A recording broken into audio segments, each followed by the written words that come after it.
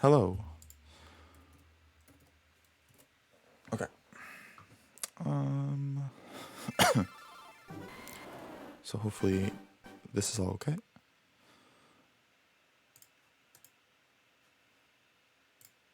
Close that. Okay. We are good to go.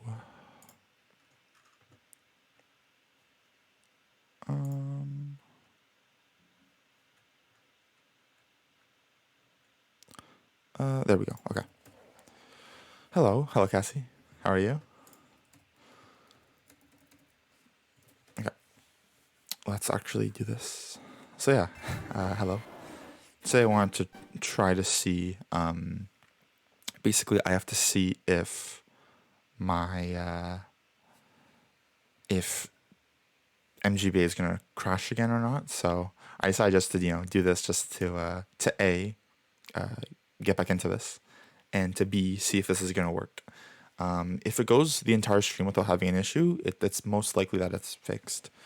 Because I was having an issue, I had it twice in about 10 tries, so hopefully it's okay. But yeah, it's good that you're doing good. I'm doing well. I'm doing really well.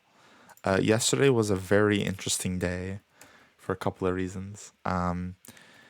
Okay, well, first let me just actually get into a run here. I have to make sure I remember what to do, since last time I actually tried these was like June, I think, actually on stream, so. Go.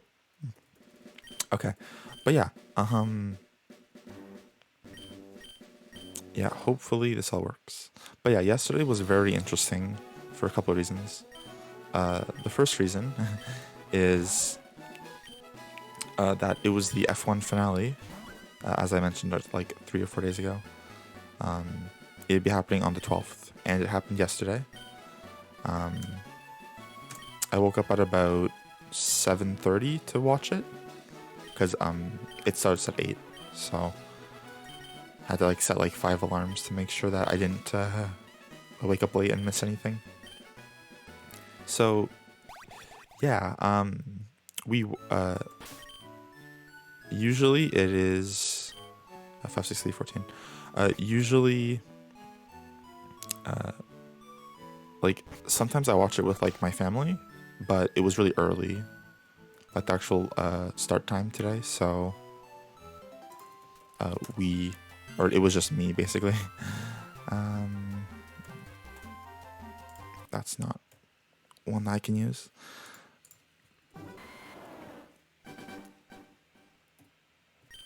But yeah, it was so 8 a.m. So like I wake up, start watching it. Now the ending to it was very, very crazy, because there was some confusion as to like what was going on near the end. Basically, there was, okay, so I'm gonna call them driver A and driver B. So both these drivers coming into the race were equal on points, right? And this is the final race, right? So like basically whoever finishes ahead of the other one will win, regardless of like what place they're in, right? So they started first and second, and it's all going pretty well up until, okay, so it's 58 laps, right? And it was lap 52 that a driver that was not one of the two had an accident, right? So they had to bring out like the car that like controls the whole like field of other cars,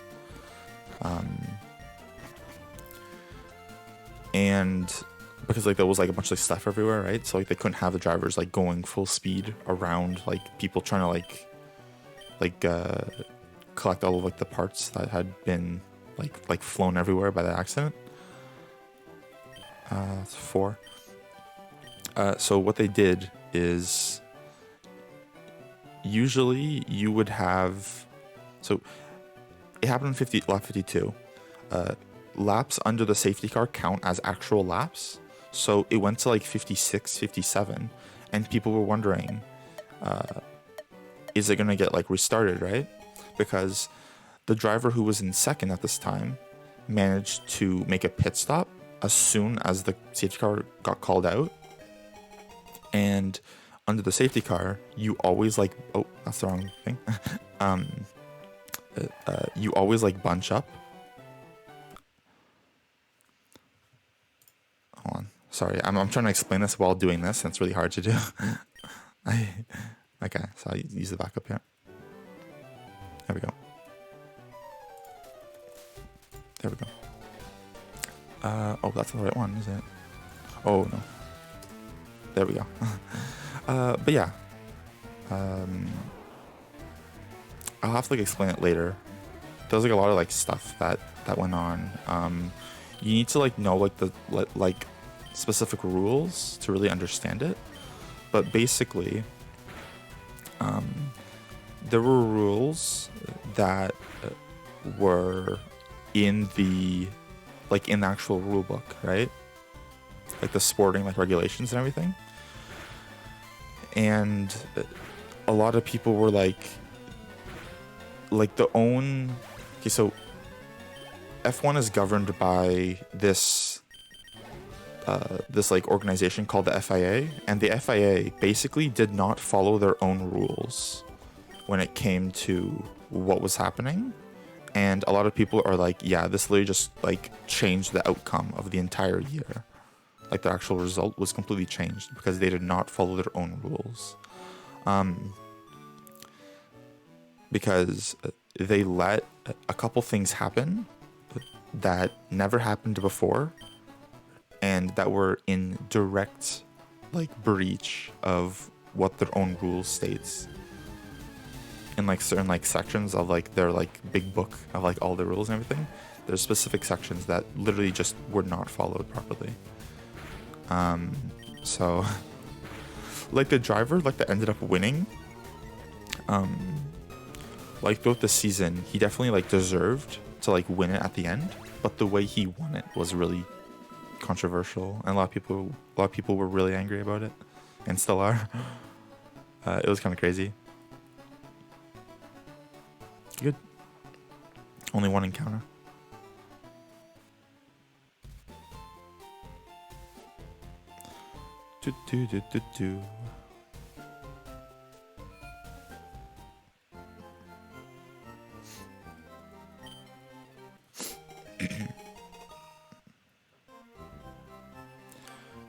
Do. Yeah, like it was a very weird feeling for a lot of people, because they were like, yeah, like the ending, it ended up being like very exciting, but like it shouldn't have even been possible for it to end in the way it did.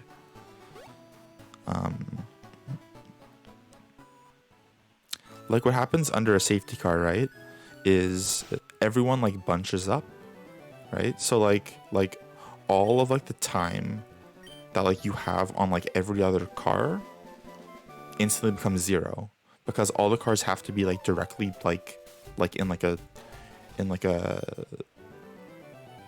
formal line, right? So like that's pretty normal for stuff like that to happen. But then when they were under like that like safety car like period thing, there were some cars that had been lapped, right? And on the actual like track, they were in between driver A and driver B, right?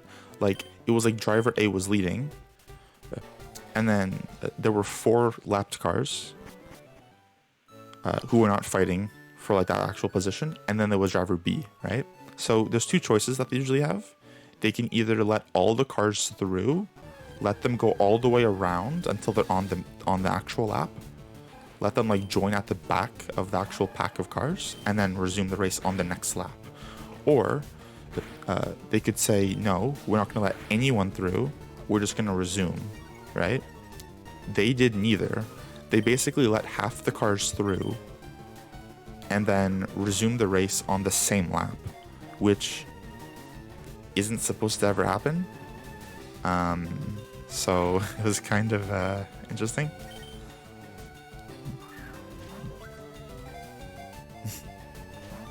Wow, that's 2 breakouts. That's 2 78% breakouts. You know what I'm gonna do? Okay, watch this.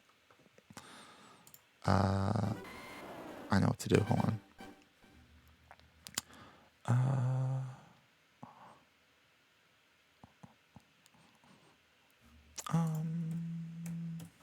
Okay. So yeah, what I'm gonna do is I'm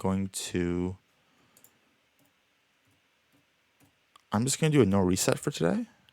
So like just like go all the way through, while doing the very scaredy cat strategies. So let me get my. This is very quick to do. I just have to switch this. Yeah, good deal. Okay. But yeah, it was crazy. The actual event yesterday. Basically, yeah, there were rules that weren't actually followed, but then it came out maybe like 6 hours later that someone had found something in the rule book that also states that like the race director, who's the guy that like makes like the decisions of like what happens with stuff like that in like these like specific scenarios, he actually has the authority to override any of the rules in like specific scenarios. So like not everyone, but like I'm thinking, so there's rules, but there's also no rules because he can do whatever, because like the race director can do whatever he wants anyway. So like there's no real point even having rules at that point, right? If someone can just say no, this doesn't happen.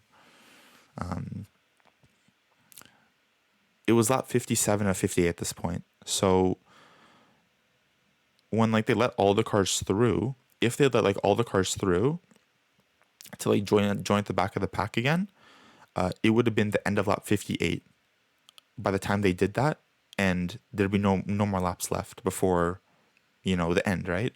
And driver A would have won, right? So in that situation, driver A would be fine. In the other situation where no lapped cars were let through, they would have one like actual racing lap left at this point, which is 58 and only 58, and there would be 4 cars in between driver A and driver B, in which case driver B would never be able to get past 4 cars in one lap like that, right? Like lapped cars are instructed to get out of the way of cars on the lead lap if they're lapping them, right? So like they don't like interfere with like the race like at the very front of the pack. But even if they all got out of the way instantly, there would be too big of a gap between car A and B for car B to close within one lap, and car A would have won. But neither of these happened. They let half the field through, then restarted the race in the last lap, and car B won because he passed car A, because he had new tires at this point. Whereas car A could never have pit when the safety car originally came out, because if he did, car B would stay out and would have won anyway. So team A, basically the entire team, were essentially screwed from the start. There was nothing they could really do about it. So it was really, really unfortunate in that regard. But yeah, it was a crazy year. Like the entire season had like crazy stuff like this happening like almost every race. So I guess it's only fitting to have it end like that as well.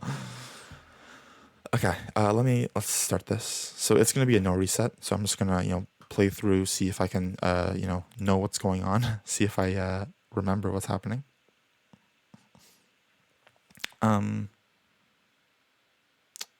Let me. So yeah, I'm gonna start from this screen. I'm just gonna like start from the actual save state. So I'll set this as what the time should be at this point.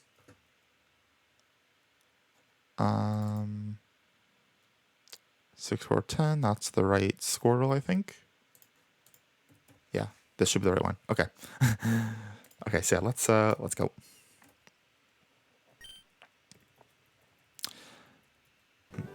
Yeah, it's definitely gonna be on Netflix. Like this entire season, like the whole 2021 season has just been like Netflix just freaking out because like it's so much drama that like they're gonna get so so many viewers on that. Like it's actually crazy. Yeah, But like, aside from that, it was quite a like historic day, I guess, for everyone there, because it was the last race for this one driver who's been doing it since 2001. So he's been doing it for 20 years, and he officially retired yesterday. He unfortunately didn't get to actually finish the race because he had an issue with the car and they couldn't drive anymore. So he had to like come into the pits and just get out and retire from the race. But everyone was like cheering for him and everything, so it was really wholesome to see. The race was in the UAE, so it was in Abu Dhabi, which is like the city. If you just type in like on Google F1 ABU DHABI, 2 words, Abu Dhabi, it'll come up. You should see like all of like the news headlines and everything from yesterday.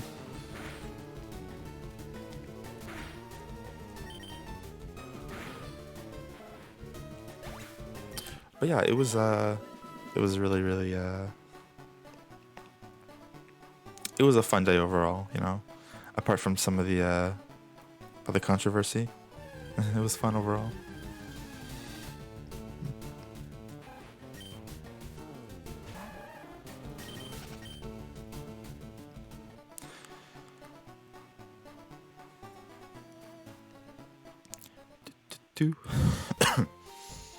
As you can tell, I'm still coughing a little bit from like a month and a half ago.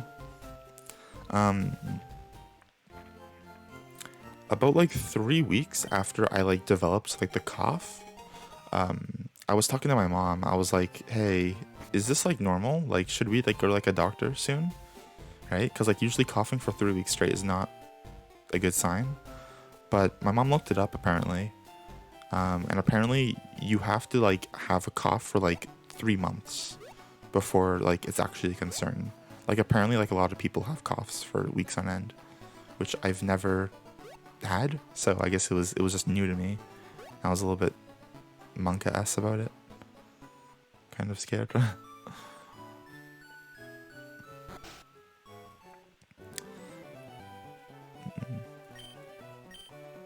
But yeah, oh, also, the race yesterday was also the last race that we're gonna have with the current like set of regulations, which would be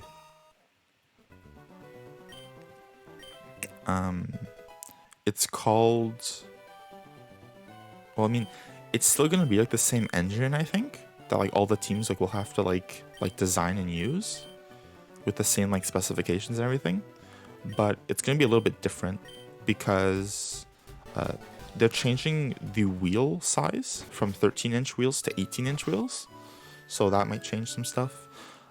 They're changing a lot of the parts that like you're allowed to have on the car, so that could change a bunch of stuff. It all just like depends on like how the team. Oh, I forgot to split for Rival 1. But yeah, it all just depends on like how well teams can like adapt and everything to it. It's like the changes, you know? And also, I did not mean to crit that. I was supposed to catch that. So that's a bit sad, but at least you're level 7 now.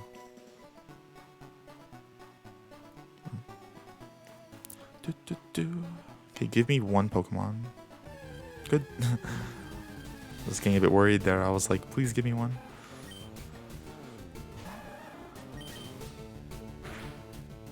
Okay, that's 78%. So yeah, something I was also thinking of, I think it was last night, is that there's a lot of categories. Well, that's 3 78% breakouts I've had today. But yeah, that's there's like other like Pokemon games that I want to try to like at least like experiment with running, not like any serious like grind stuff, where like I do it for like weeks at the same time, like the same game for like weeks on end, but just sort of just like a, you know, just like seeing like how the run actually is and just like enjoying it, just for what it is. But yeah,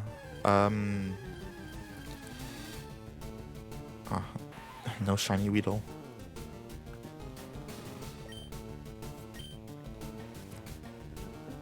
But yeah, the runs I was looking at was doing this Heart Gold or Soul Silver run, where like there's no glitches and there's no manipulations.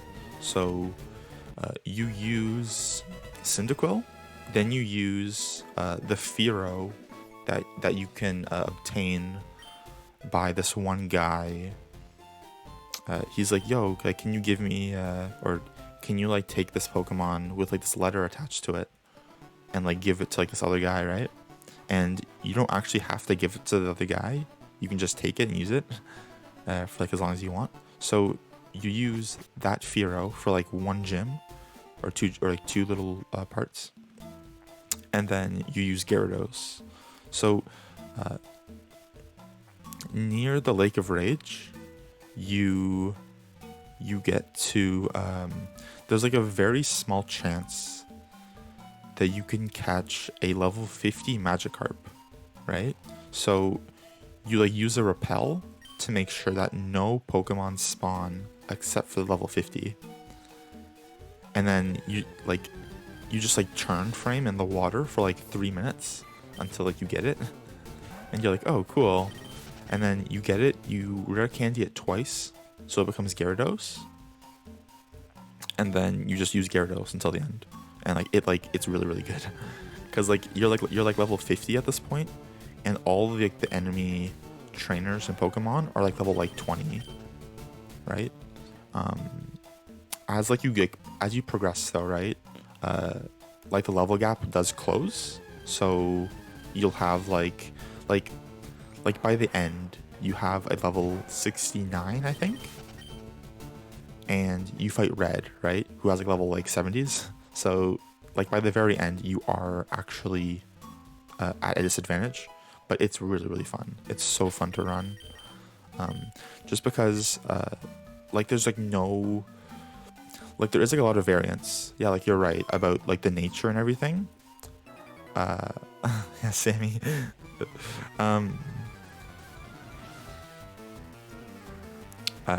Like you are like hoping for like a good like there's two stats you're really going for. You're going for attack and speed. Those are the two main ones you want, like, to be as high as possible. But yeah, but like basically any Gyarados, even if it's like the worst Gyarados in the world in terms of stats, can actually finish the run, which is what makes it so good. Makes it really, really fun, everything.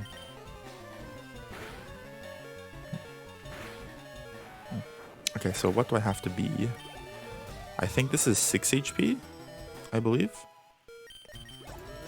I might be too low.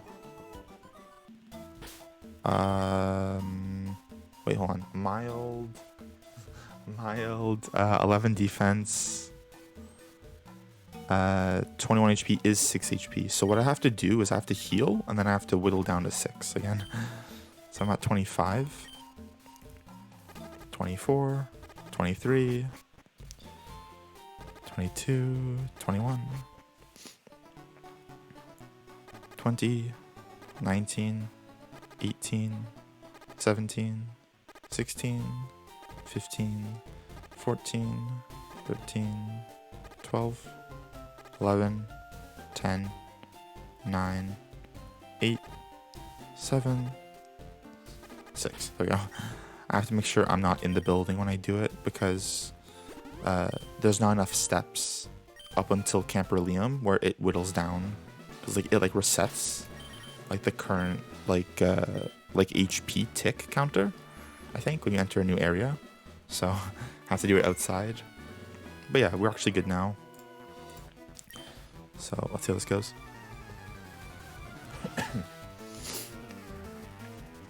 But yeah, like the Heart Gold Soul Silver run is really fun. There's actually a tournament going on right now, very similar to the Fire Red Leaf Green tournament that happened that I was a part of before, like earlier on in the year. The next like matchup in the tournament is going to be tomorrow at 3:30 p.m. my time. So that would be 12:30 your time if you care to watch. I'll probably be on tomorrow, but I might be done by 3:30. I don't know what I'll be doing exactly. What I was thinking of doing is doing... So like this run is just going to be... This is just like a test run, you know, just to like relive like the route and everything. Like there's no urgency of speed, which is why I'm saving for everything. It's just like to actually finish, right? So once this is done, we move on to tomorrow. I might try a round 2 run tomorrow in like the exact same like format, like saving everywhere. You know, just like finish it. And then I have routes for doing Charmander. So I have Charmander any %. I have Charmander round 2. I have Bulbasaur any %. Bulbasaur round 2. I have Farfetch'd, which is cheating, of course. I have Eradicate run, or like a route that I found. That's a really good crit. Just get the range. Ooh, close. Speedfall. Ooh, I have to heal, I think. Either I heal or I risk it. Yeah, I need to stall like one turn. I think this is perfect. Okay, so okay, if he tackles me now, I am perfect. Good. Okay, that's fine. It's slow, but it works. That's the only goal is to not die. So that was also a +3 level up. But yeah, so today's 90%, of course. Tomorrow's round 2, and then after that, I want to try doing Diamond and Pearl any %. So Diamond and Pearl any % is it is using glitches, but it's not using manipulations. So you basically have to tweak into the void in Jubilife after you've beaten the second gym and beaten like Jupiter and everything in Eterna City. Once you've done that, you can then go and you go back to Jubilife through like Victory Road or Berg. You go left, Route 203, and then you basically glitch the game. And you enter the Hall of Fame like 4 minutes after you get to Jubilife. It's pretty fun to try. What am I buying? I'm buying 8. I'm buying 3. Buying 3 of these. And I'm buying 3 of these. Okay. Oh, also, something very Monka happened to me today. So I was on the bus, right, coming home. Like maybe like an hour and a half ago at this point, and the bus stopped in like the middle of the road, right? And there was like no cars in front of us. And I was really confused as to what was happening. I was like, wait a minute, where aren't we going? And then I looked to like the right of the bus, and on like the lawn, like just in front of the bus is this dog running around, right? And there was this guy that was trying to stop the dog from running, because I guess like the dog like got off like its leash or something, right? And it was like freaking out, like running around everywhere, and it was running on the road. So like the bus driver didn't want to like, you know, have an accident with it, so like he stopped, and we were there for like 3 minutes as the guy was like chasing the dog around. It was pretty scary because like cars were going by. Eventually he managed to like pin the dog on like the grass, so he couldn't like run around and like be at risk of injury or anything. And then the bus just went by once it was all clear. But it was really scary because like I was like, what the heck? This is kind of scary. Like I don't want the dog to get hit or anything, right? So I don't even know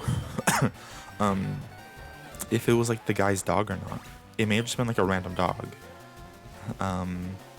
Because the guy that was chasing it didn't have a leash on. Like he didn't have like a leash like in his hand or anything. So he may have just like found the dog, then like tried to like prevent it from getting like hurt, right? So, but the good news is the dog was fine in the end. So, but like during the moment, it was really scary. I was like, oh god, this is not a good situation.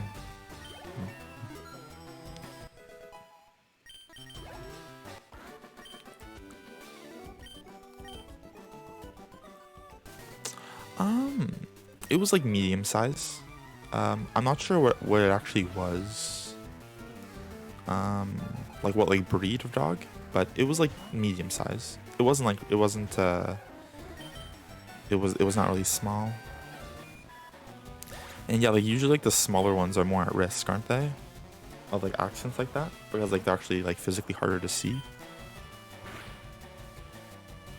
So yeah, it's obviously it's a good thing that the guy was there, right? To stop the dog from running around everywhere. Like if it was like running around on like the grass and everything, that would be fine, right? But it was going like onto the road, so yeah, it was pretty scary. Also, that is a mangy. It's not what I want. I want a Pidgey, please. Pidgey or Spearow, either one works. Pidgey, okay. I'll take it.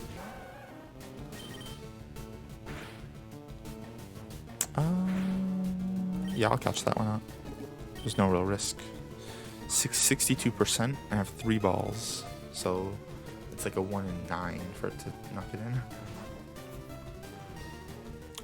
Of all 3, it's about a 10% chance overall for it not to get in. And if it doesn't get in, that's really bad. If it doesn't get in this ball, I'll just tackle it again. Okay, good.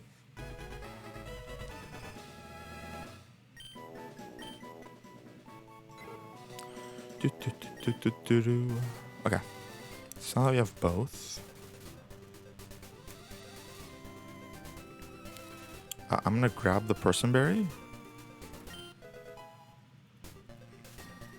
Oh, speaking of, one thing that I've been doing recently has actually been watching other streams of runs. Like as of like the last couple weeks, I really started to start watching other like runners. Because like I used to not do that like ever. But now I do. So it's like it's a good way to like get like into like the community of it and everything, you know? Start to like meet new people and everything, have some fun. For a second I thought I was fighting the bug catcher, but then I realized that my HP was like too high. So I had to like go all the way around the wall. Yeah, 12 HP is definitely this guy. That's perfect. So I cannot die to the second rat now, unless they crit me. That can either do 5 or 6. If it does 6, then I'm at risk to die to the second Rattata, which can also do 6. But now we're fine.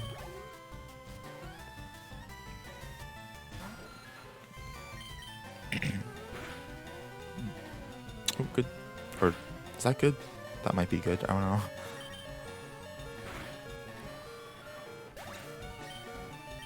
Okay. Okay.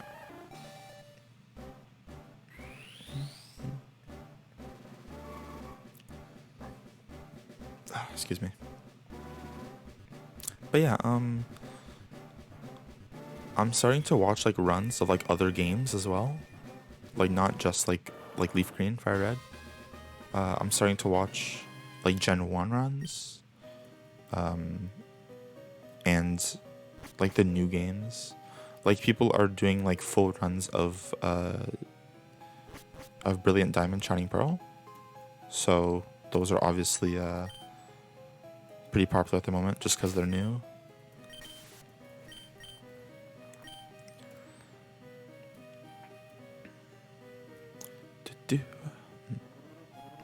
I think Brilliant Diamond Shining Pearl takes like 3 hours 45 minutes if you like don't glitch the game.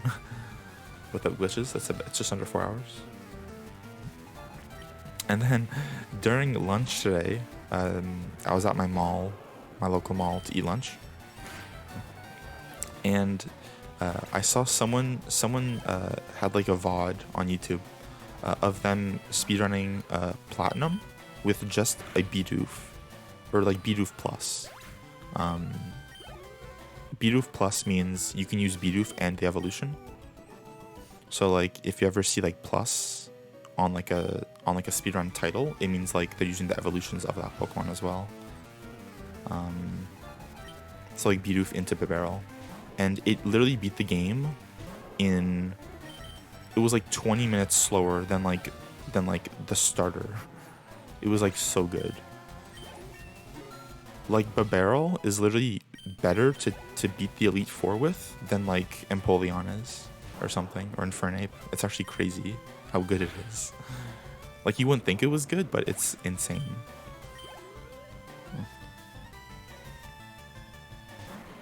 It was like 4 hours and 10 minutes or something, which is like really quick for that game.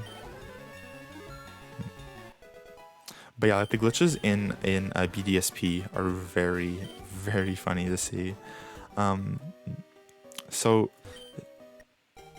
you can basically like, so when like you enter like Cynthia's room, right, at the very end, the game is supposed to like lock you into like position, so like you can't like move around, right?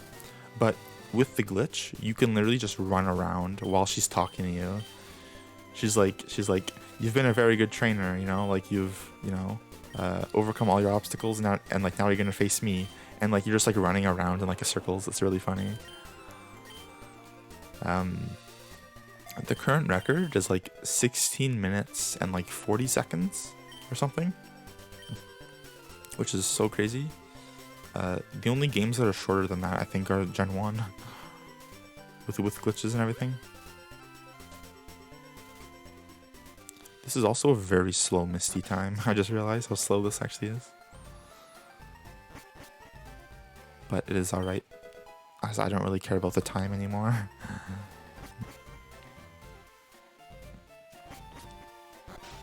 I've sort of like lost like reason to really care about going really fast anymore in like anything.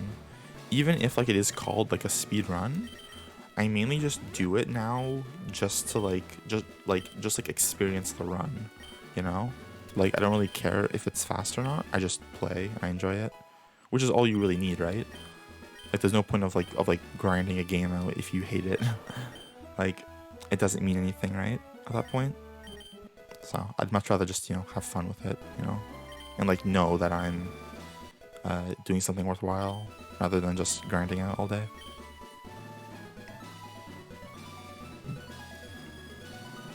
Plus, this way we actually get to run the entire game. Oh, that's not right. But yeah, we get to like run the actual entire thing of the category. Oh, really? Yeah. Speaking of that, the Diamond Pearl Any % run that I will try probably within this week, on stream at least once. It's really funny because, like you tweak in Jubilife, you save the game, quit, it like reloads like the graphics of the game, and then you you run like in a straight line left for maybe like a minute or two. As soon as like the area changes, like the music changes, indicating that you are in like a new area. As soon as that happens, you you run up about 10 steps, and then all you see at the bottom of the screen is like this is the Hall of Fame. Because like that's the text that plays after you beat Cynthia. That's a good crit.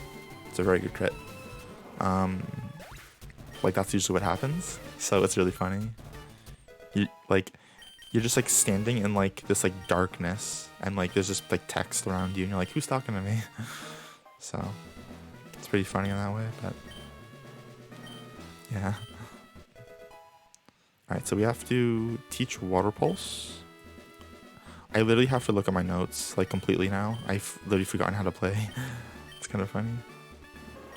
I'm very rusty, but for obvious reasons. Like the last like serious attempts I did of this was June 6th of this year, which, if you can recall, was the day before I did my first shiny hunting stream, which was June 7. Let's save this.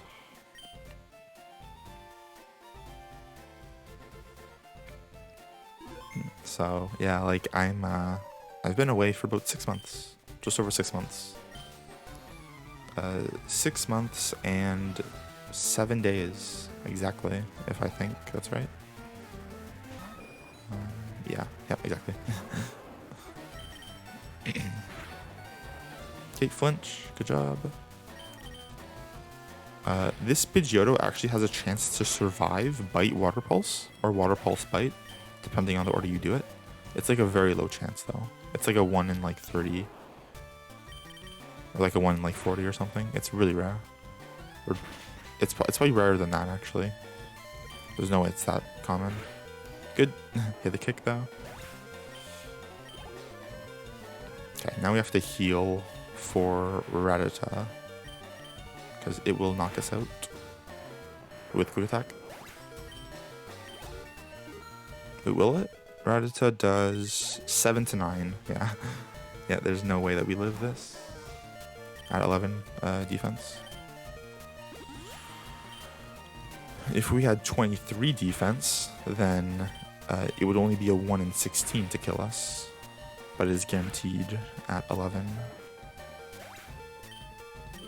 But yeah, it doesn't really matter because you just potion and win.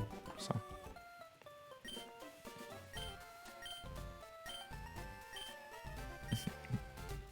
Oh. I am pretty sure that I have it set to where every single sub or gift sub given by somebody is worth like 1,000 points. So doing the math, I think that is correct. Yeah, I'm pretty sure he's like greatly in first, like by a lot. He should have around 50 something K. Like whatever he had before plus 50,000. So he'll maybe like 60K even if he already had a lot. You can do exclamation leaderboard, and you can actually physically check if you'd like. I'm actually interested to know as well. Yeah, those are some hardcore stonks. Okay.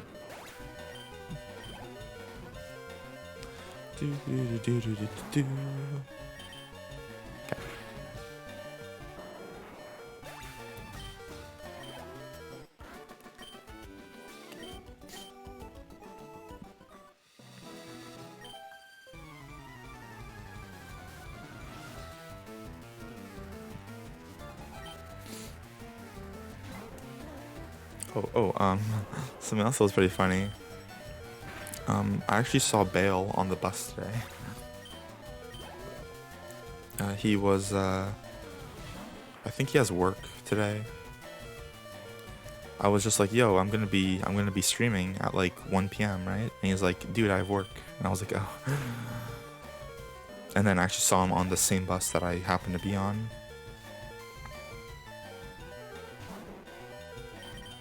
He lives pretty close to me, actually. He's only about like 5 minutes away. of a walk or a drive. 72,000, wow. So he already had like 20,000 at that point, or 22,000. That's pretty insane. Yeah. I guess Bale's all-time record of like having like the most at like any one point by a single person has been broken. I think Bale was at like Bale was at 60k, right? It was like 64,000 or something. So that's been broken at this point. So that's I will have to let him know about that.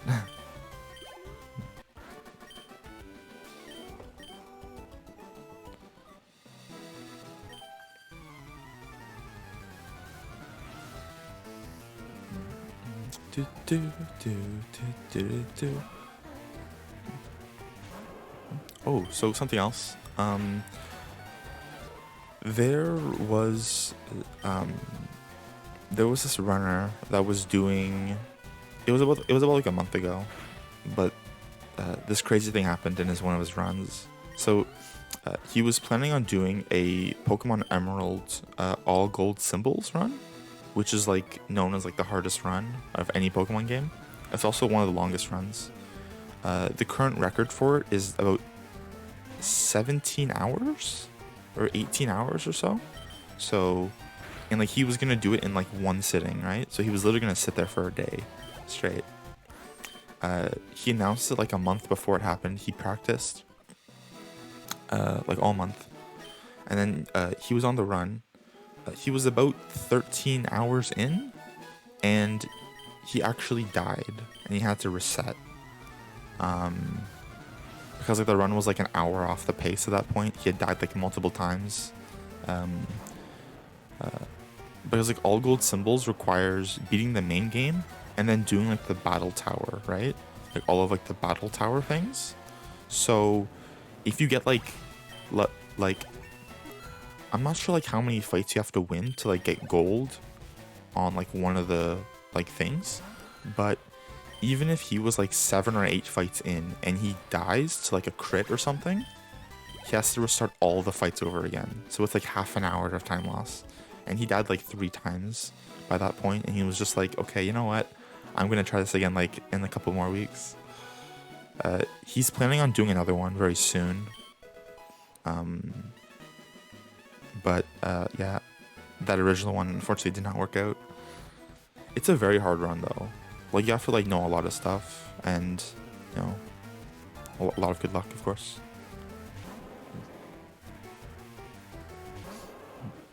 There was this other clip I saw.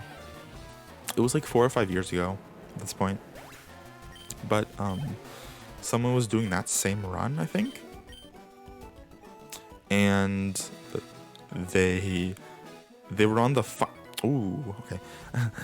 I should have bagged again there. I should have double bagged. That was risky. But he was doing he was literally on the final fight of the entire run. He was like 19 hours in, okay?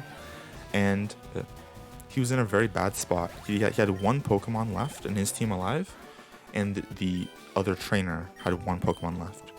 All he needed to do to win was to get a critical hit, because if he didn't crit, the enemy would live and would just take him out. And he literally got the crit, and he literally just needed it. That was the only thing he needed to win the entire thing. And if he didn't, he lost 19 hours of runtime, and he got the crit, and he freaked out afterwards. It was so awesome to see. He was like, oh. I can link you the clip after the stream if you want, if I can find it. It was really, really intense. Yeah, I definitely will. Yeah.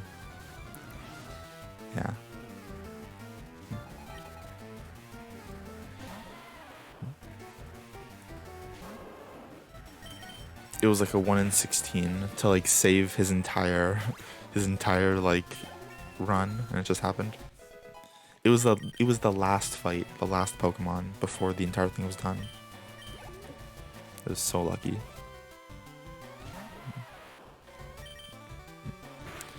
And then there was this other runner who I saw a clip of as well a couple days ago, who literally missed 5 tackles in a row.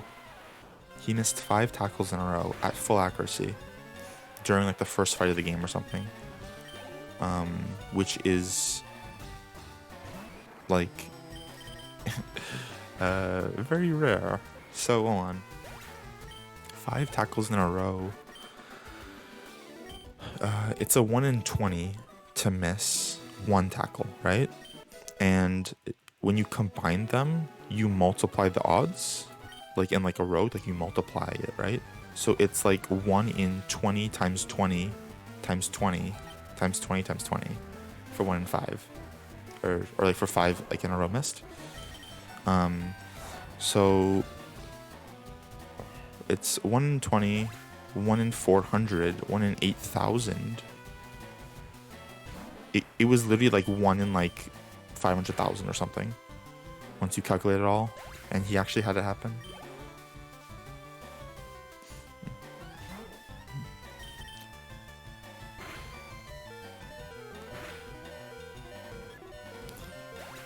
There's been some crazy stuff that's been going on. It's just like really like fun, like just to watch and be a part of, you know. Because like when I used to do runs like a long time ago, well, not a long time ago, like earlier this year, before I started giganting, I wouldn't really watch other streams. I would just stream myself, and I wouldn't like talk like in chat or anything. But now I'm talking more, which I think is a good thing, just to like get to like know other runners and just, you know, become like a part of the community that like people know of and can talk to and everything.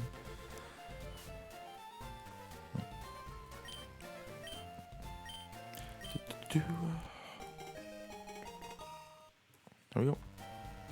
39:53. I'm pretty sure that is about 2.5 minutes off of my PB at this point. But I mean, not that it's even an attempt anyway. But just to say, it's about 2.5 minutes off. I think I missed a kick, so I have to ether here. I'm like 100% sure I missed a kick. So I ether, and then I fight you.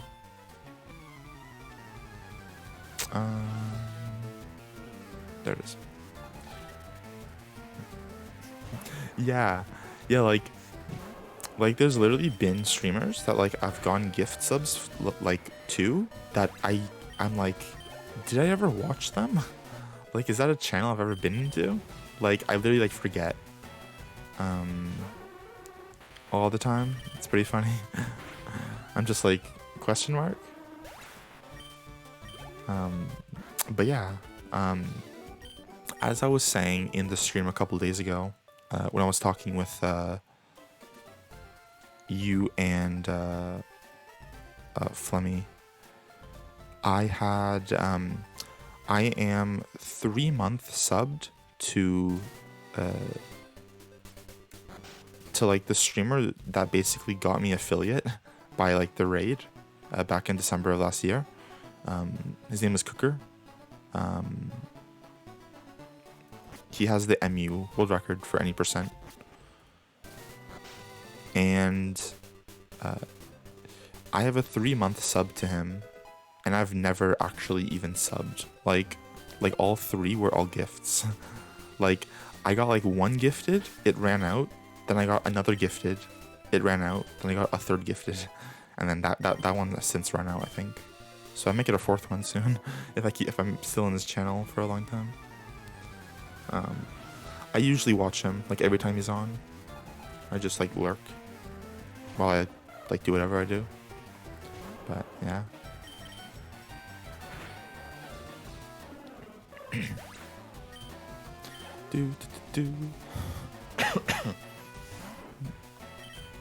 Good. That is actually very good. That is very good, because this HP is... Okay, so if we don't get quick attack by Pidgeotto of the rival, this is very good. Because what it means is we're low enough to be in Torrent, so we one-shot the Pidgeotto, but we're also high enough to not die to one Vine Whip from Ivysaur. So if we don't get Quick Attack, get the Bite, and then don't miss the kick, we win, like, very quickly. So this is pretty good. Oh, no, wait. There actually is a chance that we could faint here. If I had 2 more special defense, then there's no way we could die. The max roll is 18 with 26 special defense, but we have 24, which means that it is 17 to 19 with a max of 20. So what that means is that excluding 1 in 16s or crits, we have a 1 in 3 chance to die. But, well, we have to see how Pidgeotto goes. If Pidgeotto quick attacks us, then we have to heal anyway. And if we flinch Ivysaur, then we're also get a free turn. So it might not even matter in the end. Okay, that's guaranteed. Alright, Ivysaur.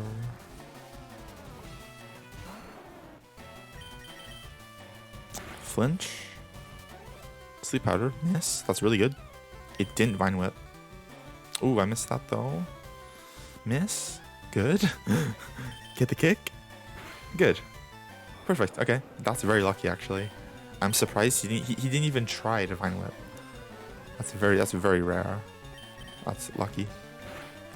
That was not how I thought it was gonna play out of all the situations. 2 Sleep Powder misses. I think Sleep Powder is like 75% to hit, or like 80%. So it's not like unreasonable to miss 2 in a row, but that's quite fortunate. Because I probably would have died if not. Yeah, that was like the fastest fight ever though. That was really good. Or kind of the fastest fight ever. It was lucky, I guess we could say. It wasn't really that quick because I lost like 2 turns.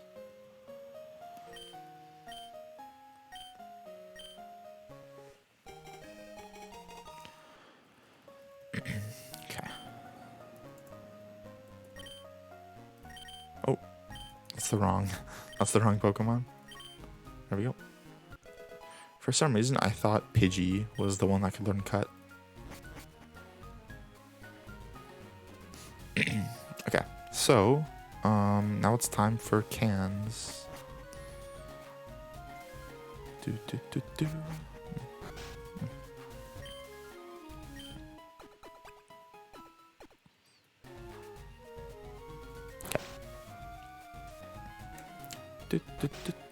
All right, let's leave the boat. Excuse me. Maybe it's just more water I need to drink. Oh, that didn't sound good. I just hit my mic arm. I just like smacked it. I think I bent it or something. That was not good. Okay.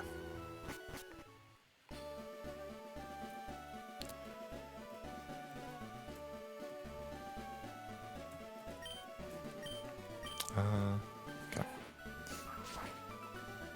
So obviously you know what to do here. Nope.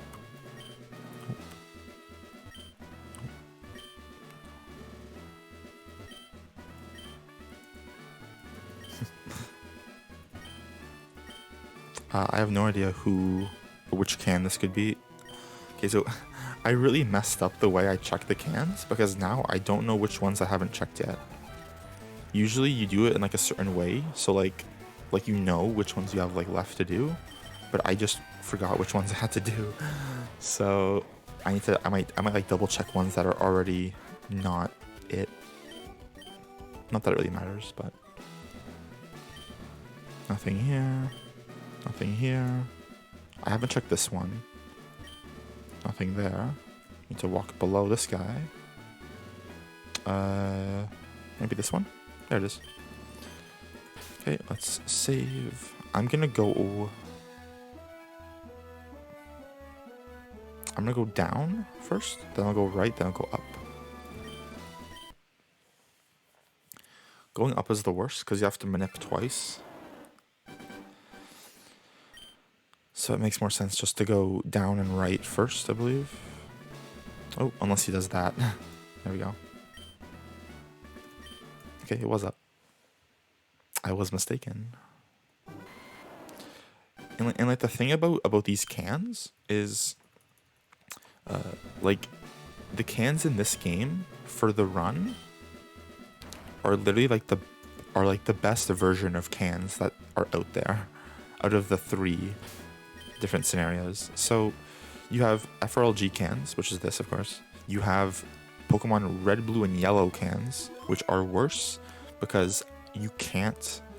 I don't think you can save and then reset and check the other ones. It'll always be different. So like you can't just like trial and error. So that's really scary. And then Heart Gold, Soul Silver, whenever you're doing cans in that game, you're like 3 hours into the run. So you could be on like a very good pace for like 3 hours and then lose everything just to the cans being bad.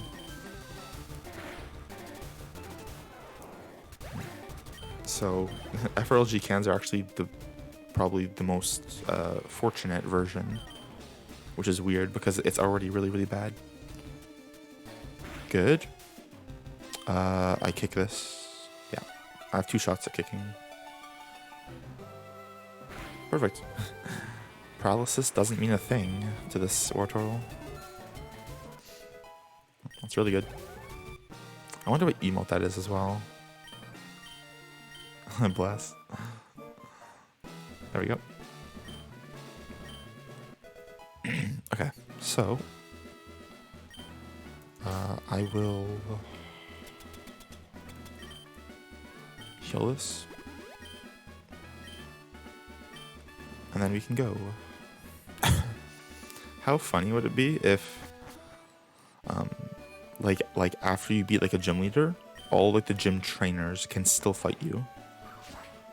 You're like, yeah, like I know like you just beat like our leader who is much stronger than I am, but I still want to fight you, just to cost you time.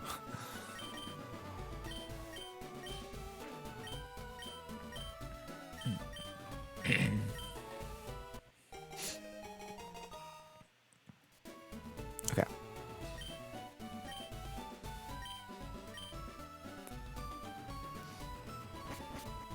Hello, Dreamy. Okay, I think that's all we have to do in here, right? We can just leave now. This isn't round 2, so we don't have to trade Firo or Spiro for cheating.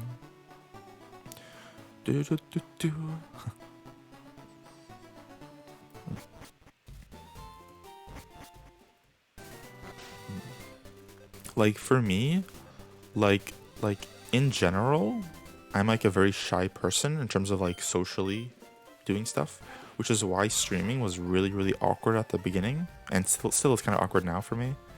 I was very hesitant to like start it in the first place because I was like, social interaction, it's kind of scary.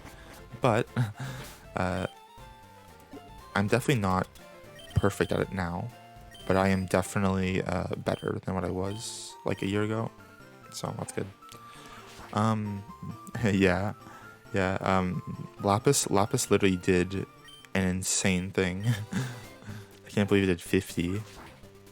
That's so crazy.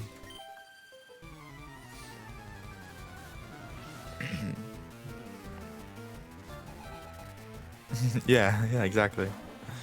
Yeah, and then, so like, just like in general, right? I am like quite like shy, and I'm still very shy even when I'm like chatting in someone else's chat. Like once I've sent like the first message and they've like acknowledged it and like talked to me for like a bit, like it's really easy for me to like type in the chat again, right? Like Ilis's chat, I can literally talk about anything, right? And it's like calm and chill and like it's not like scary for me. But in like everyone else's chat, especially like the first few messages, are really hard for me to actually send. Like I like type it out I'm about to hit enter, and then I'm like, no, I'll delete it. Because I'm like, what if it sounds weird? What if it, like, you know? So I'm really hesitant in that way. So that's definitely something I need to just get over. I need to, like, not do that. Just be like, you know what, just send the message, whatever happens, whatever, you know? Oh, I've never hit that wall before on the bike.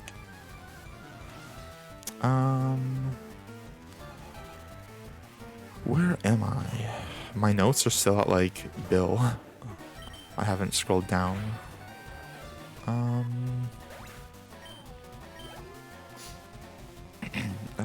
Here we go. Bug Catcher Connor. Do you mean like new emotes for my channel, Jimmy? If you mean that, I haven't gotten any in a while. I need to think of some new ones that I can get. Hit yourself? Nice. It's always nice when the Venonat does that.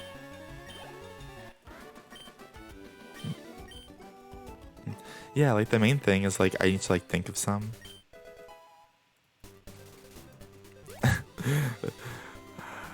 Okay. I basically thought you might mean about like the gift subs. About like getting like new emotes to other streamers' streams. That's what I thought you might mean, so I want to clarify. Just to be sure I wasn't talking about my own channel, and then you would be like, oh no, I mean the other people. And I was like, oh. Yeah. But yeah, there definitely will be some new ones that I'll have to think of in the coming days.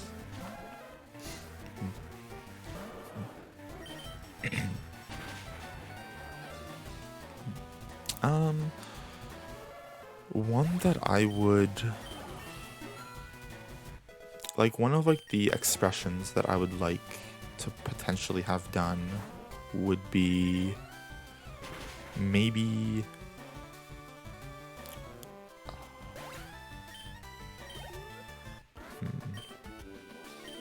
maybe like hype or something of like a Pokemon like celebrating or something. The only thing is, which Pokemon would it be actually doing it? That's the only thing I really need to think of, is just which Mon would be the best. Maybe like a Latios or something? A Latias? With like confetti around it? That's like smiling? Or like laughing or something? Yeah, maybe, yeah. Yeah, like any Mon can... Like, you can pretty much like draw like any Mon, like happy, with like stuff around it, and then it work. And then like have it work properly, or look proper, so.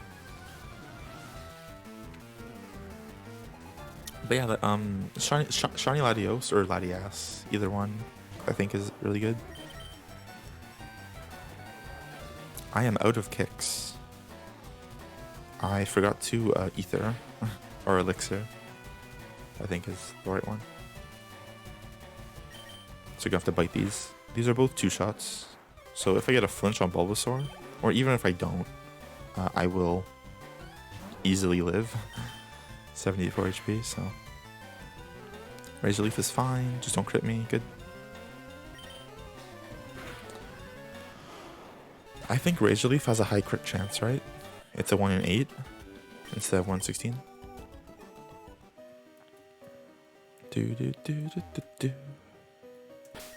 Okay, let me repel. Let me... Oh, that's the wrong one.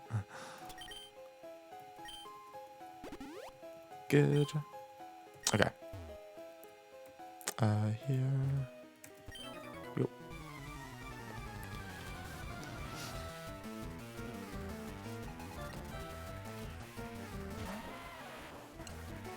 Okay.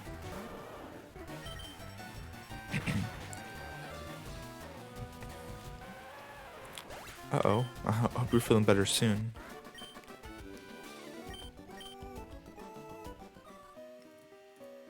Like, after I was sick in like early November, like before then, whenever someone was like, oh, I was sick, right? I was like, okay, it's not that bad, you know? But I like sympathize so hard with people now after what I felt like in like the first couple days of November. because I was so ill. I was like, oh my god, I cannot imagine this. Like, this is the worst thing ever. So like, whenever someone's like, oh, I'm sick, like now, I'm like, I pray for you, because it's obviously a very bad feeling. Even like just like a cold, you know, or just like anything like that, right, is like really, really bad for me now. So I'm very sympathetic to other people having like experiencing it.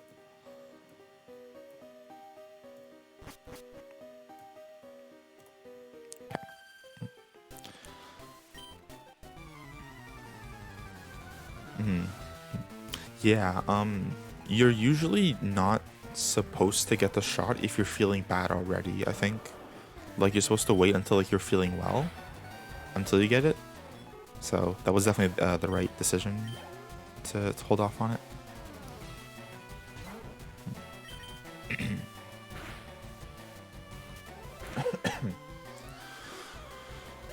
And also, for some reason, the last 2 or 3 days where I live, it has been so nice outside in terms of like the weather that like it literally feels like it's spring. It does not feel like December in Canada. It's like it's like super warm, like a light breeze, you know? It's like not like there's zero snow. It's really sunny. The sky is blue with clouds. It literally looks like any other day. Which I'm very grateful for, because I really don't like winter. Winter is probably my least favorite season for 3 reasons. The first reason is the snow. Second reason is the days are very short. And the third reason is the cold. If I were to pick like my favorite like time of year in terms of like overall just like how like the vibe is from all of it, I'd probably go with like April or May. Probably May, because even in April it can be like a little cold. Oh, that's 2 optionals today. Oh no. That's okay though. He has 3 one-shots. I did not mean to do that. I literally like meant to like stop 1 tile before, but I thought he was turned away. So I went 1 too far up, and then I realized my error.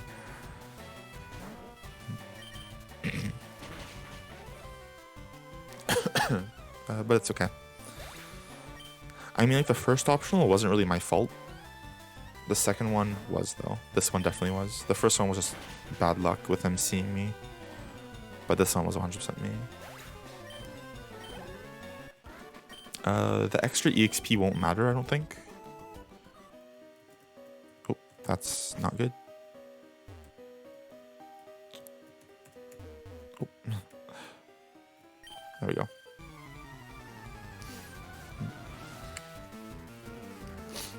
Oh, really? Yeah, the weather's been pretty crazy at times. That was the wrong move. Meant to bite that.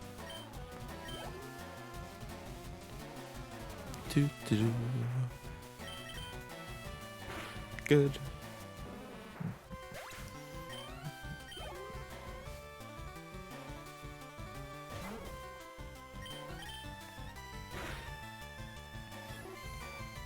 Oh, excuse me.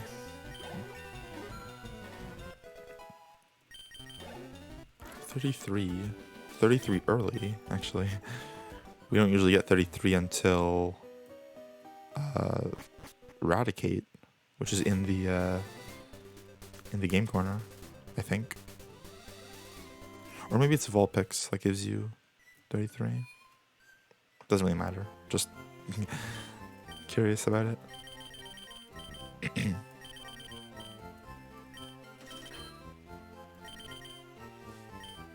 Okay.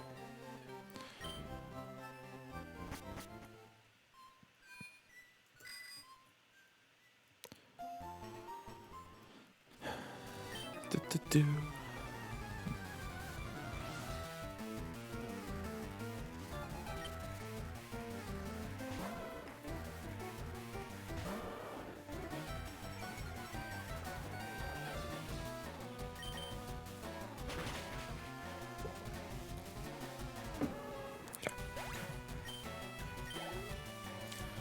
Do, do, do.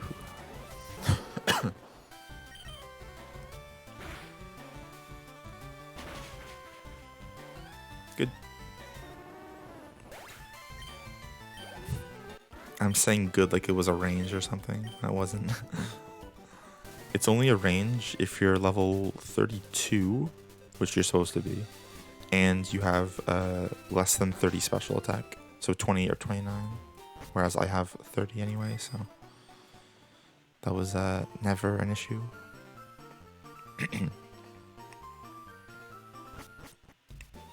I'm definitely gonna save before the rocket in here, just because I haven't saved since Surge, and the game could definitely crash still. There's no guarantee that it won't. So just to be safe, because like if the game does crash, I still want to like finish the run for the day, so that's why I'm saving a lot, just in case like something happens in like 5 minutes. I won't lose that much time. So yeah. So we kick this, or maybe we can. No, I have to kick that. I was gonna say maybe we can pulse it, but you cannot. Also, I don't have enough kicks now for tower arrival, so I have to pulse this.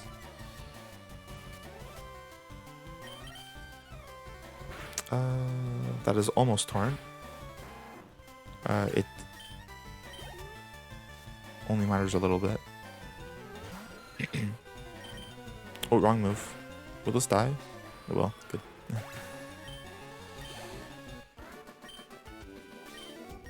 Okay.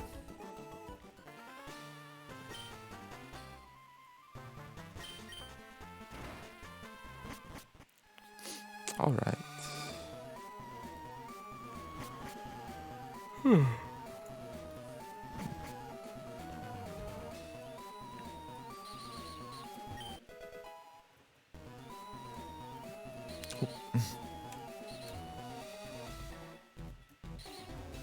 Jeez, I'm really bad at the movement.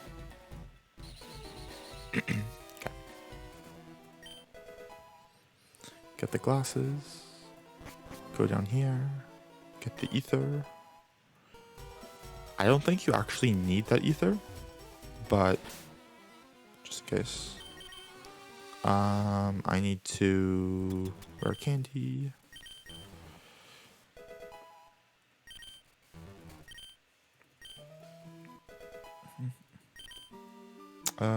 Escape rope. That always reminds me of that one time. The exclamation escape rope command where I accidentally escape roped instead of rare candying because I was mashing too fast and I wasn't paying attention.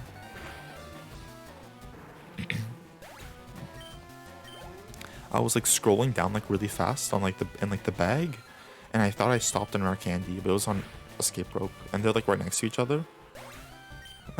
So a very easy mistake to make, but a silly one.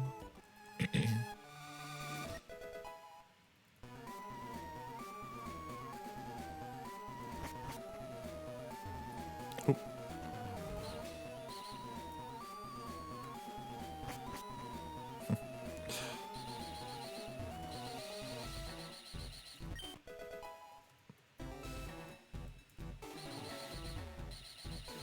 It's a good thing that I still memorize how to get through all the spinny tiles. Well, roughly. Aside from me bonking everything, I still know what the right ones to go on at least.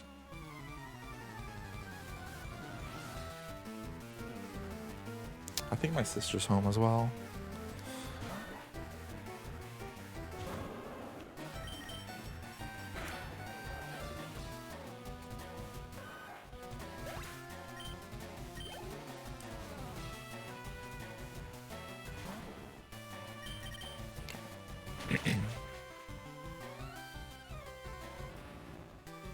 Do, do, do.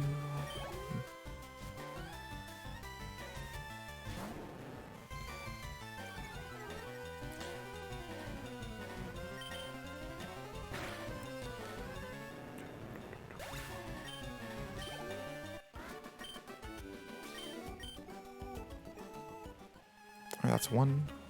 This is 2. So at the moment, I think we're like 6 minutes off my PB, or 7 minutes off my PB. Just for a pace update as to what this would actually be. And the funny thing is, even with me like forgetting a bunch of stuff during this, this is still much faster than even my is this faster? I don't know. This might be like 2:15 pace or something, which would be faster than my first ever time with this actual route with the manipped Squirtle by like 4 minutes. So because my fastest time was a 2:19 on my first run.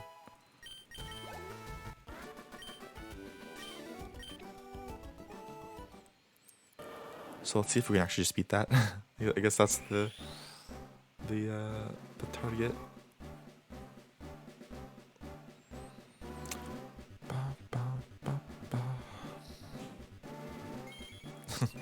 That's a cute emote.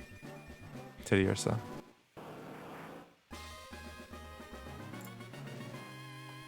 All right.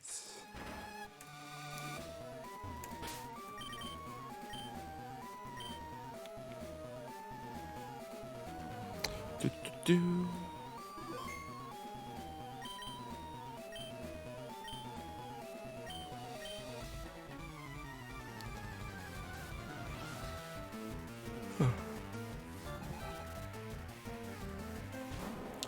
Do.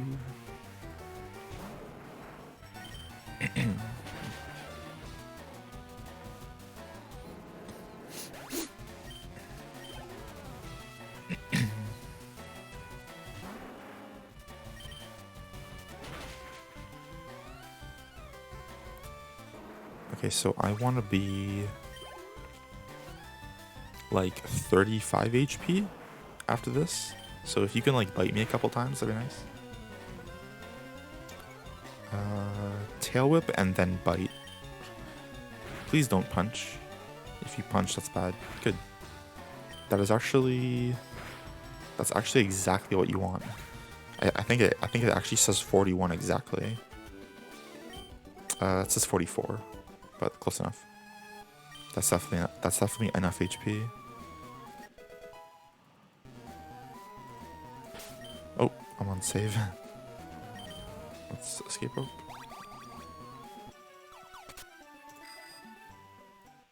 I'm gonna get the T first, because I'll know I'm gonna forget it later. If I ever do it after tower, I forget it, and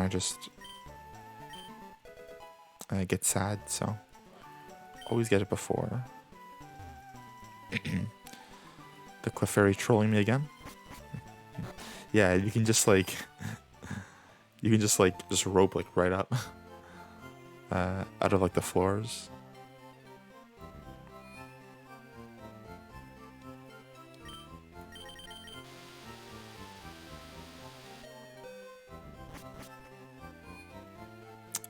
So we're doing X attack, which is gonna be 1, 5, 18, 5, 3.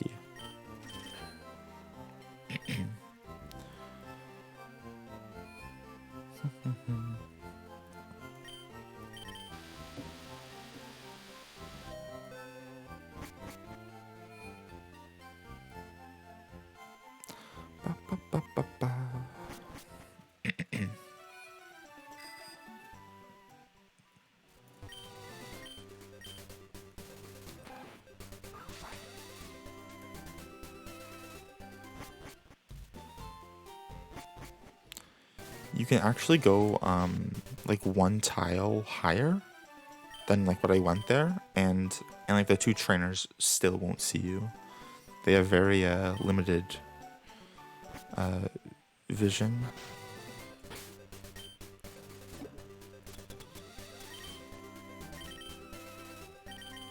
Okay, bird. 44 HP is fine. Need to super repel. Throw away the moonstone. Equip the black glasses on Blastoise. Swap the person. And then fly. Okay.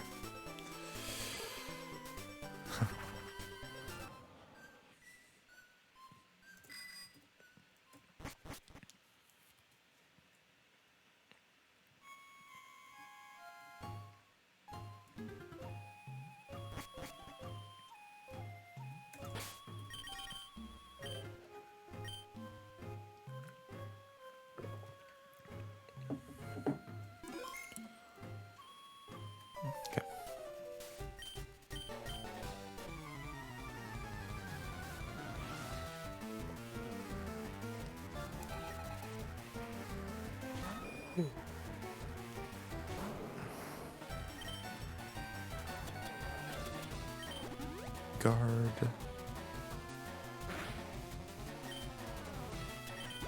X-Ack.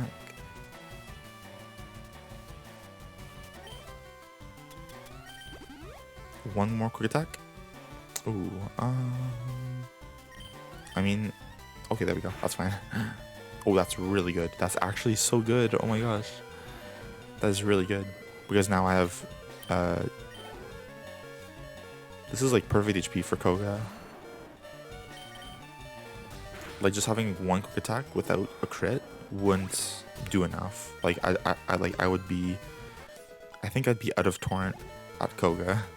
So it being like 17 or so is like perfect. Because that means if I'm getting +3 per level up on average, let's say, which I think is what it's going to be, 4 levels until Koga, because we're 41 by the time we get to him, would be 1232 out of 32.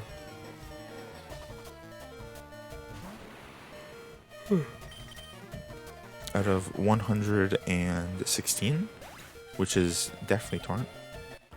And that also might be Torrent up until like Erica or something.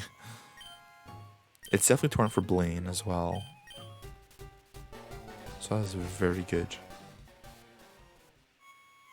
I do believe this is Torrent for Erica if we don't get damaged at all up until that point. But we probably will, because Mach will probably hit us or something.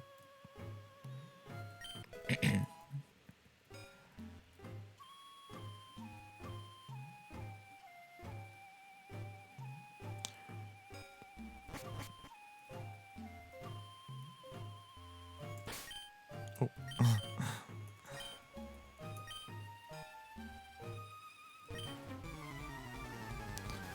I was trying to do the save minute instead of the back minute.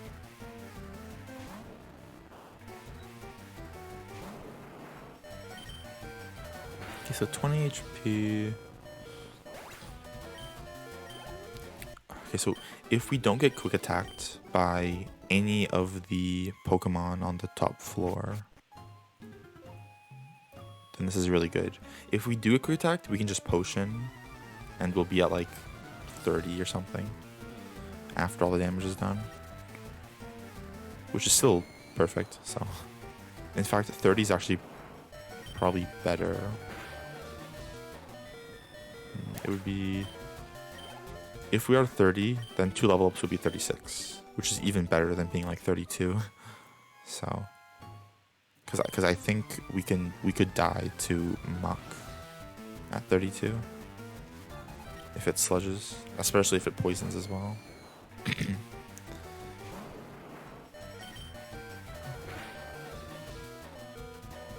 So yeah, okay.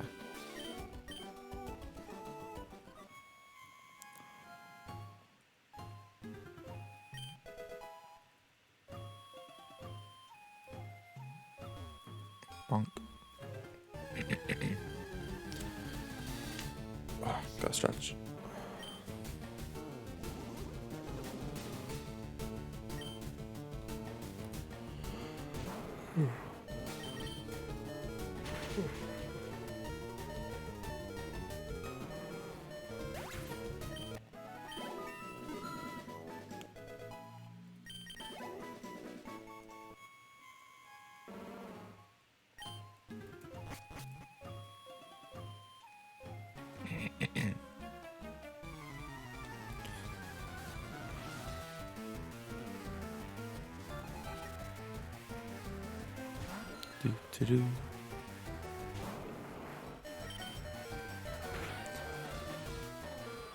Okay, so yeah, all we're just waiting on right now is just to see if we take damage or not. We are safe either way, so it doesn't screw anything up. Oh, and I keep forgetting to update that command. I need to update that. I'm sorry.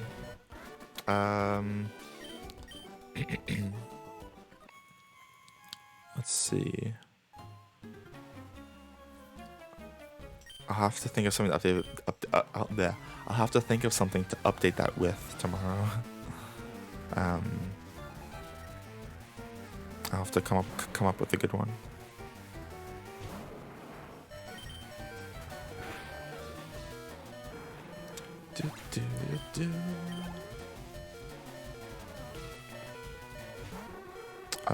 This is Pulse.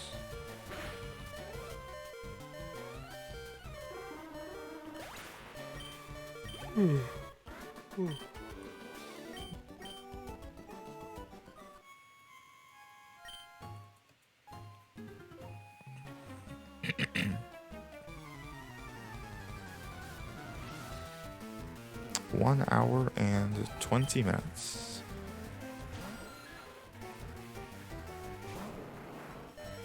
Oh yeah, water gun times 4.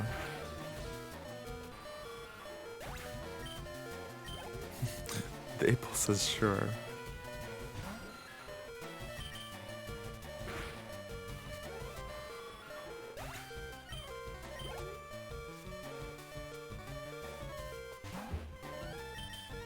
Okay, that's 1. At this point, I need to take damage from this one. This one has to damage me, or else. Oh, that's a water gunning. That Eradicate does not kill it normally. It has to be a crit to kill, and I need a damage from that one because if I potion now, I'm too high, and if I don't, I'm too low. So I have the Oranberry. I think I can do this properly. I can like save this because Oranberry's 10, right? So I'll be 30 plus level ups would be 36. So nothing changed from my original plan if we use that, which is what I will do. We have to fly back to Celadon.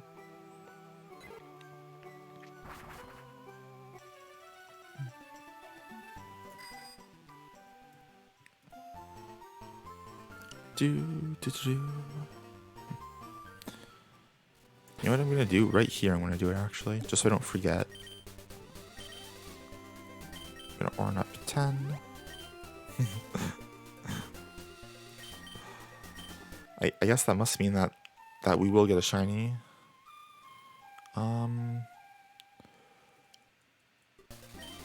Speaking of, will we even encounter a wild Pokemon before the end? I mean, the only one would be Snorlax at this point, which sadly is not shiny, but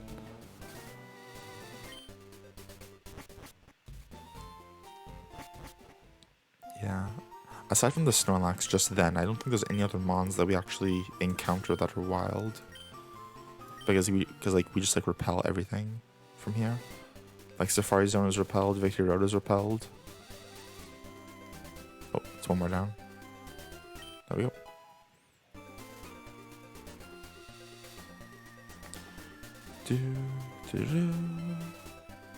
Oh, there we go.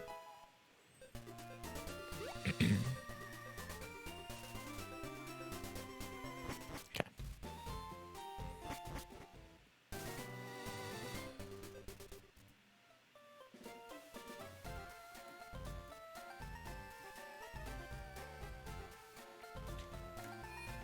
Alright, Safari Zone time.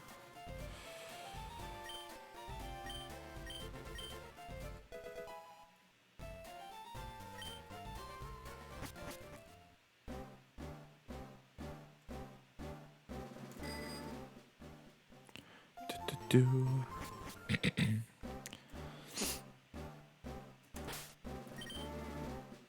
I need to rare candy twice. So this will be 36, which is definitely safe to anything that they can do to me, I think. And then we have to super repel. Do.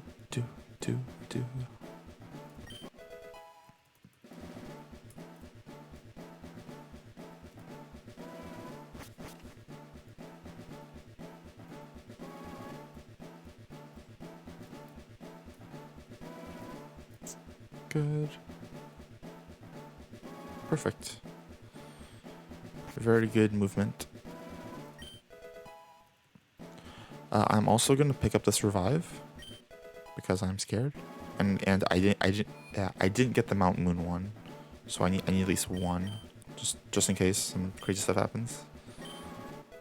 There's no point of not getting it, so. Okay.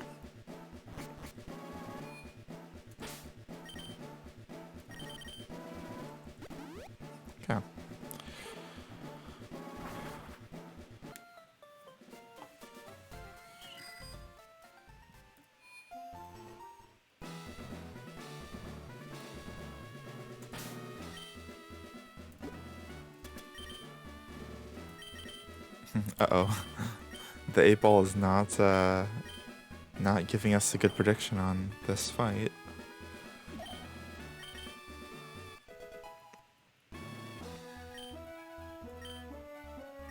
Hopefully we can prove it wrong somehow. Okay, so yeah, so Mock Sludge at these stats does 28 to 33. So we cannot die unless we get poisoned. Or crit. But like a standard roll, no poison is not gonna hurt us. Wheezing Sludge, however, I think will kill us. I think we level up though. We level up once before wheezing, right? So so Wheezing Sludge can do 31 to 37. If we level up, we will have 39 HP. If it's a +3. If it's a +2, then it's 38. So it's perfect either way. So no poison, no crit, and we just win. Pretty guaranteed to win at this HP. But of course, poison and crits are the reason why many of the runs die to this point. So, better be careful.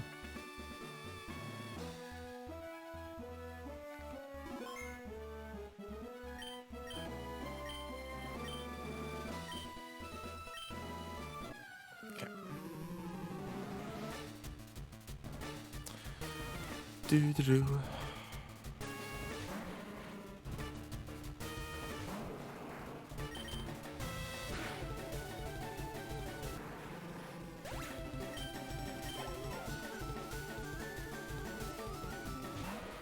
Alright, give me a nice critical. That'd be nice. Maybe not. Okay, Sludge, don't kill me. Okay, good. Okay, so what we have to do here is we have to just get the range on Wheezing. There's nothing else we can do.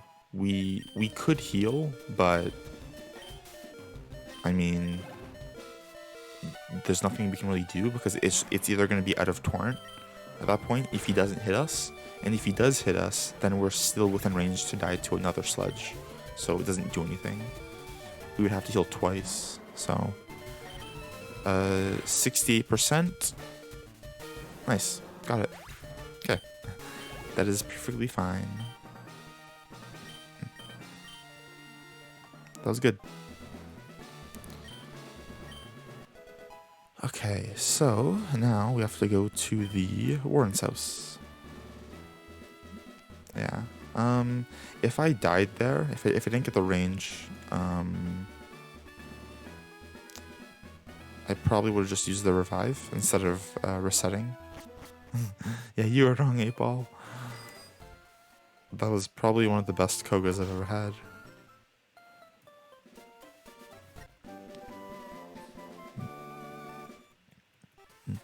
Actually, no. The best Koga would be critting the muck, which I have done before, actually. I have crit the muck and then got the wheezing range as well. So it could have gone, technically could have gone better, but yeah. Yeah, that was definitely good enough. I'll definitely take that. I need to repel. We do not have to heal for Blaine because we outspeed everything he has. But I am going to heal before him anyway, just because Erica, we have to heal for her anyway, so I might as well do it on Blaine. I mean, technically, it would be better to do it during the Erica split, just because you have to menu before her fight anyway to teach Blizzard. Or is that here? I don't know. There's like 2 different routes for this game, and I think the route I do teaches Blizzard in this split, so I might just heal here, just so I don't have to do it later. Ooh, 1 tile. I was gonna heal. I didn't mean to run that. I was supposed to menu there. Okay. That should be okay for the end, or until the end. We do not need the Carbos, right? Yeah, we do not need the Carbos. We just have to X speed. That was close. If he turned right, that was an optional.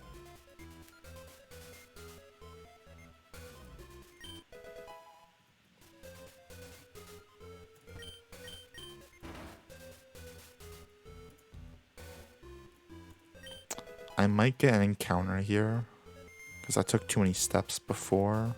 I might run out. Nope. Okay, good. I thought we were in trouble. I need to teach Blizzard overkick.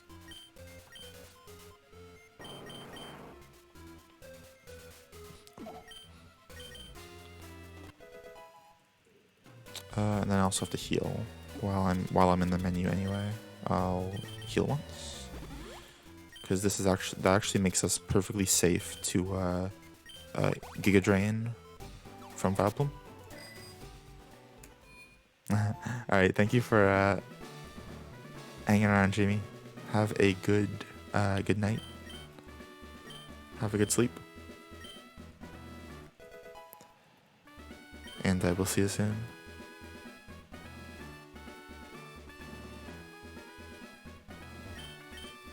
So it's A, B, B, B, A, B.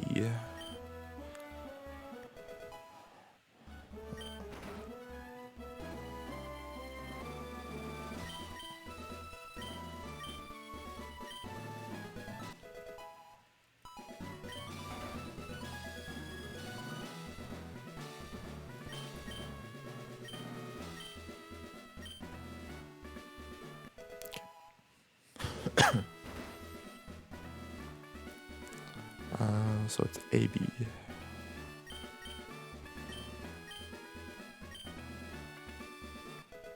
Good.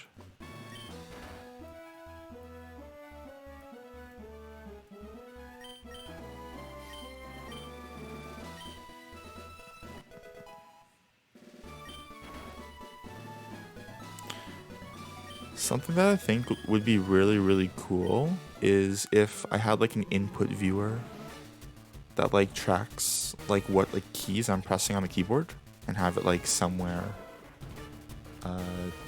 in the layout.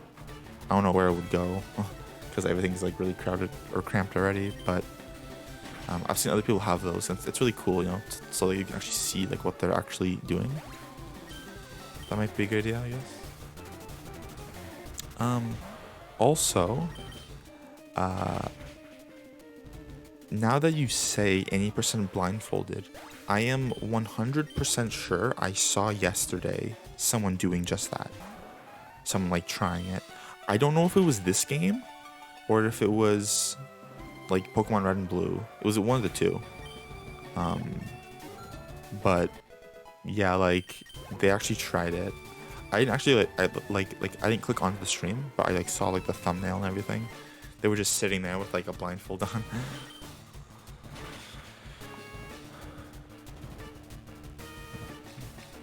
Yeah. Like all you would see is just like the 7 and 8 keys on my like calculator, like on like the numpad on the right of the keyboard. Like just those just like lighting up as I'm just smashing. I'm actually really worried that like one day it's gonna like break. Like one of the keys are gonna break because I've been like pressing them so much over the course of like the last like 15 months. It's gonna like stop like taking inputs. I'm gonna be like, uh-oh, I have to use a controller now since my only way of mashing is now gone. But yeah, the button mashing is intense in this game. Like if you do, like if you use like a Game Boy SP as a controller, which like almost every like top runner uses that, right? Like it's like really bad in your hands after a while. Like it is really, really tough. Because like your hands are like really like cramped, right? They're like this, and like you're like, yeah, it's like much harder to like mash on that than it is to mash on a keyboard, I feel. Like my hands have hurt like some days, but it's much easier than if it was actually on a physical console. So I'm very thankful for that. So we are literally at perfect HP. There's nothing that can be done to hurt us. We're gonna level up to 44 before this fight, or like before Erica, or like before the Vileplume, which is the main issue. We can surf Victory Bell in Torrent. We bite Tangela, and then Vileplume is Blizzard, right? So if we miss the Blizzard, we'll have one more chance. If it Giga Drains, which it always does, I believe. Because it does 25 to 30. Like 30 as in like the 1 in 16. And we will have 33 by the time we get to that mon. So unless it crits, we will have 2 chances to a 70% Blizzard.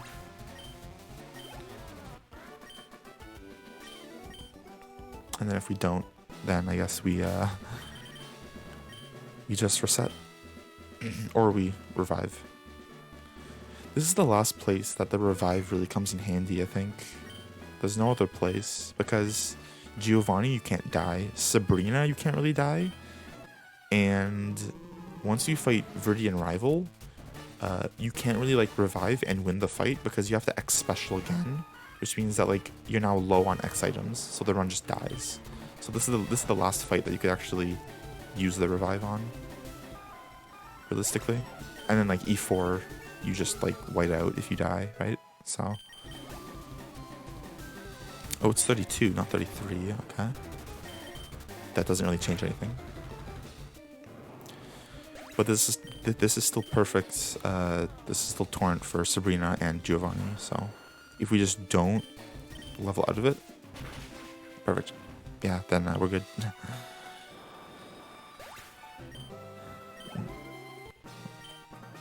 As long as we are, as long as we're good. Okay.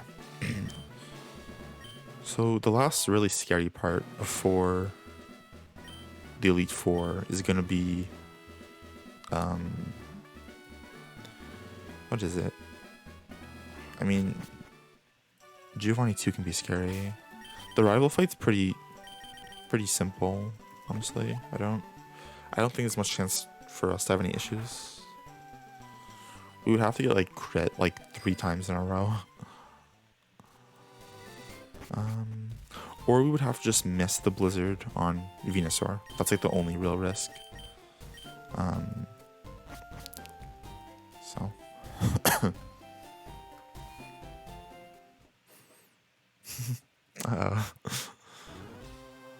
Well, the 8-ball also said that Koga would be bad, so if that's anything to go by, that actually means it might be good. Because the 8-ball is usually wrong.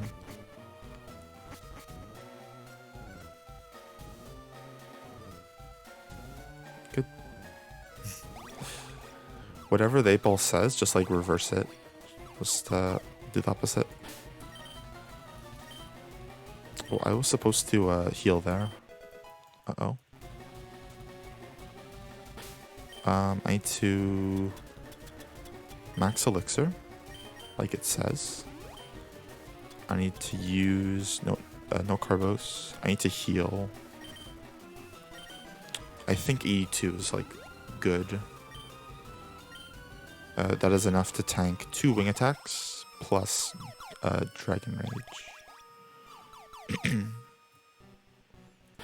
Good. Okay.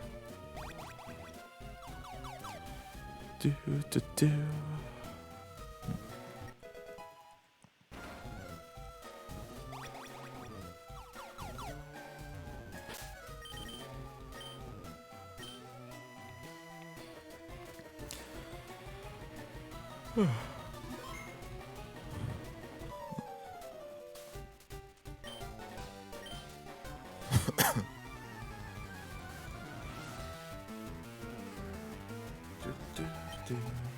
So 82 should be fine. Yeah, 82 is actually perfect. Now that I see the damage ranges. If it does 20 and 20, okay, that's 20 right there. If it does 20 again, or even 21, I'm fine. Wow. That is surf. So yeah, it did 20 and 21. Yeah, exactly like I predicted. That's pretty funny. So yeah, we now live Gyarados by 1 HP. Because Dragon Rage always does 40, so that was like, it all worked out perfectly, just the way everything happened. Because we have to Blizzard Bite. I think in like the other route of this, you X special twice, and then Gyarados is guaranteed for 1 Blizzard, so like there's no risk. The only risk is missing Venusaur. Everything else is just easy. Whether you're in Torrent or not, it doesn't really matter for this fight specifically. But you obviously want to be for like the next 5 fights, or the next 4. So Giovanni, Sabrina, the 2 people in Giovanni's gym, and then Giovanni as the gym leader. So you all want to be low enough for that. Yeah, that was good. So now we are in a very good position for the rest of the game, or almost the rest of the game.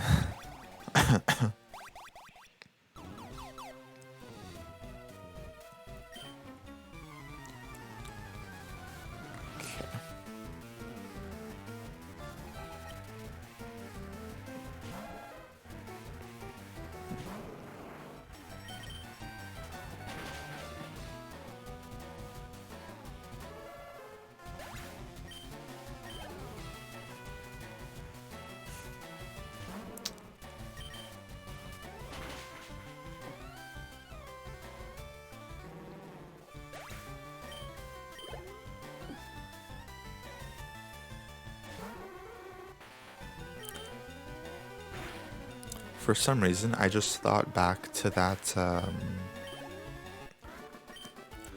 clip of when Drunky was playing through Emerald, I think it was, or was it Ruby or Sapphire? But like one of those 3, and it was like randomized. So what happened was the game like glitched. And instead of sending out the Pokemon that like the wild Pokemon that Wally was supposed to catch during the catching tutorial was a Breloom, and instead of him throwing a ball at it, it literally it used like Mega Drain or something, but it used it on Wally instead of the Pokemon. And then he was just like, "Whoa, what are you doing?" Okay, that was a good range. 13 out of 16. Yep. And we pulse this for PP. Yeah, like that. Yeah. I always think of stuff like that at like the most like random times. It's pretty funny. Okay. Okay, we don't need the Master Ball this time, so we just have to rope out of here. And now Sabrina is very, very easy. You just X speed and you are guaranteed to win. Unless it confuses you with Psybeam. So 10% chance to just be very scared. I have no idea which... Oh, it's this one. Okay. Top left? Yeah. I literally like forgot the puzzle. This is like the easiest puzzle of all of them. I forgot this one. The reason I like hesitated there at the beginning is because I thought you were supposed to go up. In like the first room with like the 4 options, going up is where you go in Heart Gold Soul Silver. And I've been watching the tournament races, so I'm so used to seeing them go up. But it's not the same in this game. Oh, that was the wrong move. Will this die? Okay, well, good. I was supposed to surf that. Doesn't really matter though.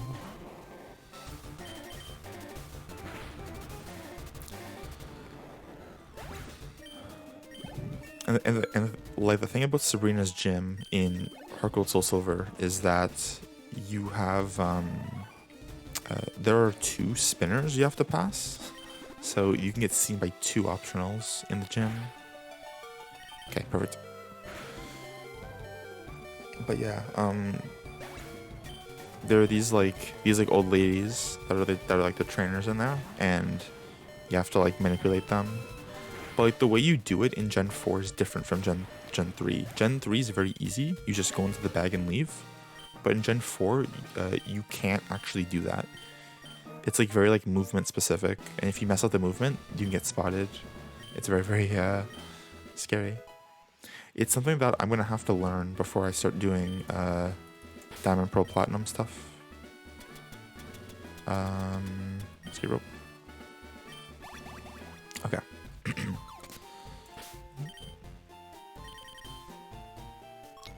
Go to Viridian.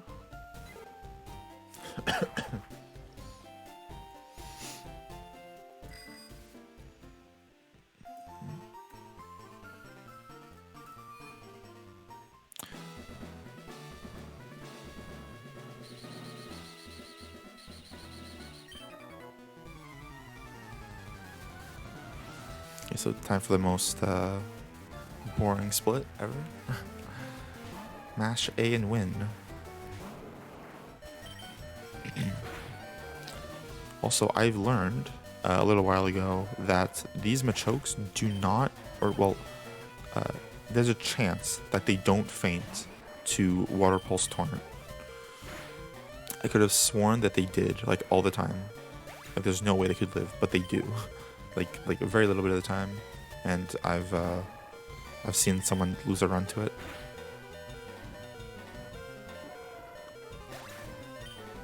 I think I did it once as well, like on stream. Maybe, I'm not sure.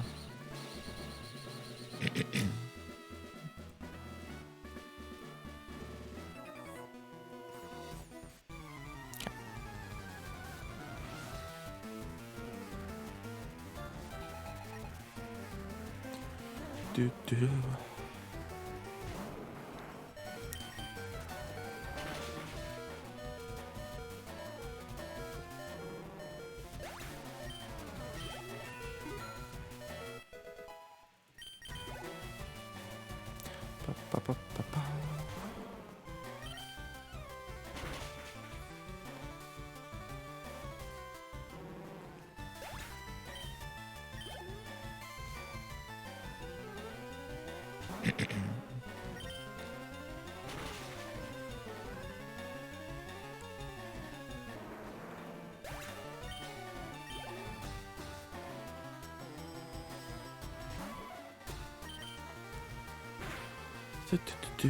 I'm actually surprised that a Need Arena dies to Water Pulse Torrent, considering it's not super effective. It's always something that I've been surprised by.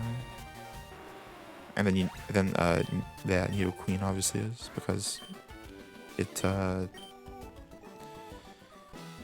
gains water weakness. Let me save, just because I haven't done it in a while. Last time I saved was Rival 5, which is only like 7 minutes, so 7 minutes before now, but there's no point of not saving at this point. I mean, the run is basically slow enough when you compare it to like any like PB attempt run. That doesn't really matter what I do now. My only goal is to finish and just, you know, experience actually finishing a run for the first time in a long time. On stream, at least. When I wasn't streaming during like November, I think I did like 4 runs or 3 runs. I did a Chiding, any percent. I tested that one out. That went well. Thought there was a spider on me. That was scary. Or a bug. But yeah. I did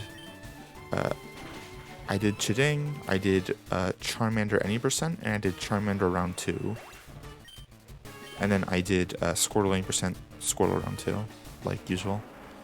So I did 5 different runs within like maybe a week. Like every day I would just like try one, just casually, not even like timing it, just looking at the notes and playing. I'm still way faster than you. Honestly,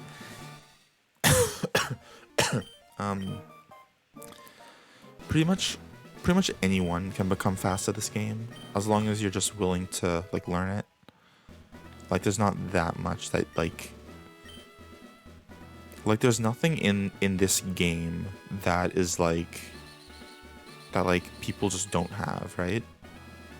Like certain like skills and stuff, like being like good in like certain things like in life is, you know, sometimes it's just like you're just like born with it, right? But for this, it's definitely not the case. Like anyone can do good in this game. You just have to practice.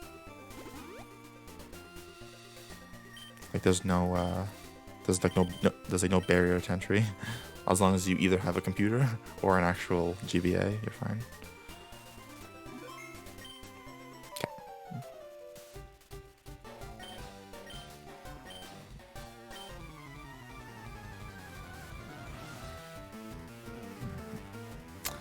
Like there was this one runner a few months ago who was like grinding this game out, and he literally went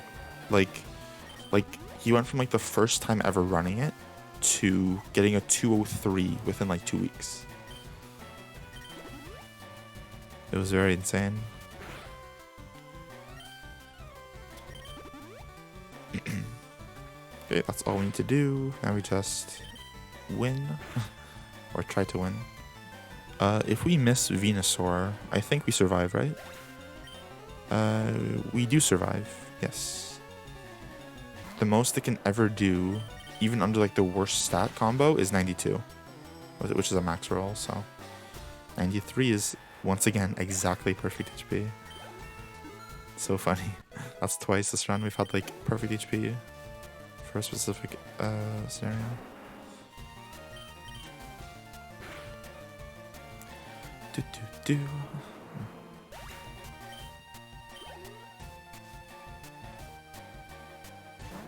I am feeling bugs on me, and I don't know why. I literally felt something on like my left like forearm, and I look, and I have like two like beauty marks on the side of my arm, and it looked like a bug, and I almost freaked out. Then I realized it was just my skin. We need to X speed here, right? Wait, is it raining? I have no idea if it's raining. It doesn't matter though. I'm gonna X speed. We have enough anyway. 3 is enough for Elite 4. 3 is all you need. So, whether it actually... I don't think Gyarados used Rain Dance. Only if he did, would that need to be skipped. Which he didn't, as it's not showing up, so...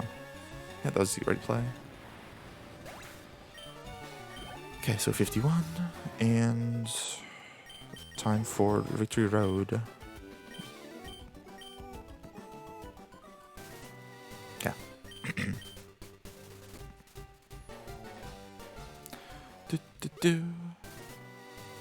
Uh-oh, a storm.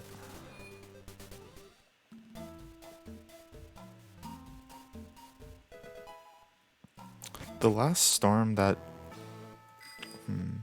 There's only been like 2 storms, I think, since we've moved in. Since like me and my family moved into to this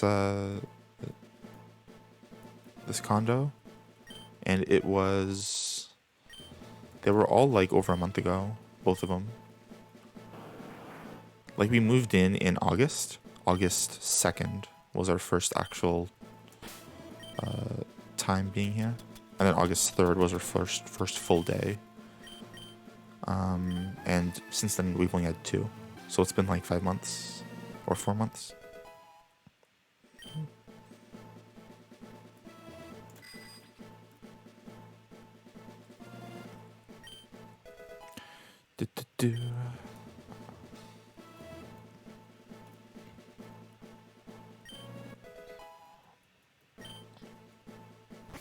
Okay.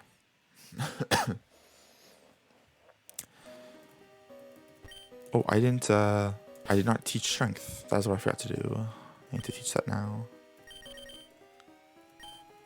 So teach strength over water pulse. I remembered to super repel, but then the other thing I forgot. Cause like usually like, I guess I'm used to round 2 where like Clefairy / Clefable already knows strength at this point. So like you don't have to actually menu to teach it here. You teach it like way earlier. When you get the Warden candy, rare candy. So maybe that was just that messing me up. And then I remember when I hit this optional here, that was a very sad moment because I was on like really good. I was on like at the time I was on like 207 pace with my PB being a 209. So I was like, hey, I'm gonna PB, and then I did that. I was like, no. I like reset like right after I hit him, right? I didn't even like try to fight him. And I was thinking afterwards, like after the stream, I was like, hold on. I probably could have fought him, won, and then still PB'd if Elite 4 went well. But then I was like, no, there's no way. He has 5 Pokemon, and I think one of them is a Blastoise, or a Wartortle or something. So I definitely would have lost too much time. Cause like he has a Charizard, which would be easy, right, to just take out. But 5 Pokemon plus PP that I don't have at this point. Like Surf PP is usually like either 1 or 2 or 0. After Rival 6, so I would have to literally Ether or not use Surf. And you have Strength at this point over Water Pulse, so I have no moves that can even do anything to it. I have Blizzard, which would miss, or Strength, or Bite. So actually thinking about afterwards made me realize that like there was no way I was gonna PB anyway at that point after I hit that guy, so it didn't really matter. And I made myself happier thinking about that fail. And like especially now, right? Like now that my PB is like a minute and a half faster than what that run would have been, even if nothing went wrong. So I need to deposit Then I need to move.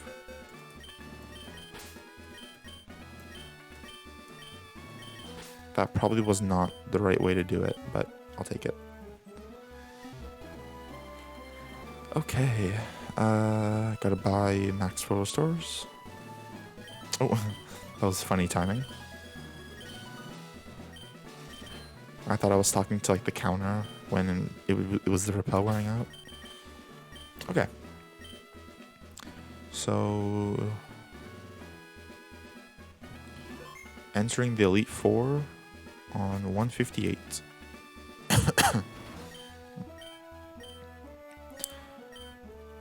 I remember like the first time I played through this game, like early last year, like casually, I was like so scared of the Elite Four. I was so scared. I was like, there's no way I'm gonna win, right? But like now it's like, oh, this is gonna be easy. At least unless I get crit or something by Lapras. That's the only way you can lose. If you get crit by Lapras. Everything else is just really slow.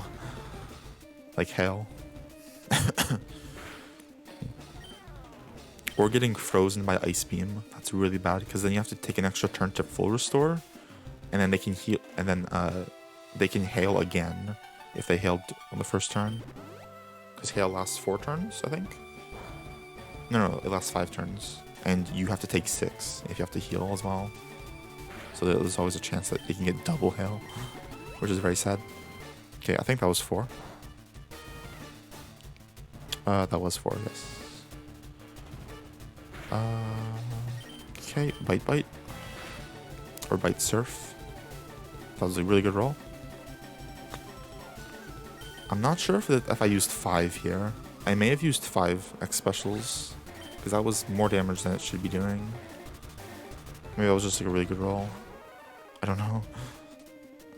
If I did X special 5 times,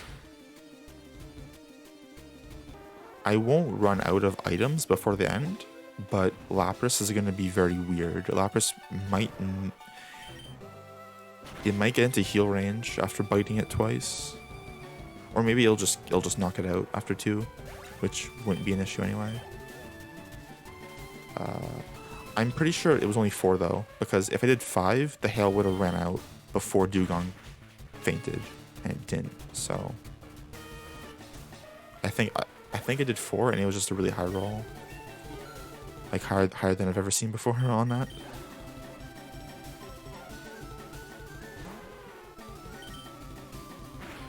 Did I bite the Jinx? I think I did. Oh goodness. Ooh. That's a very interesting critical hit. That is a very interesting critical. I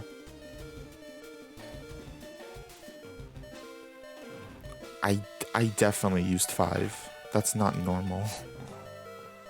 Yeah, that is definitely not normal. I used 5 there. Not that it really matters at this point. But just okay, because the critical didn't kill, there's a chance that me biting here wouldn't kill, and then Lapras would have just killed me. So I have to heal. Yeah, like that. See? If that happened without me...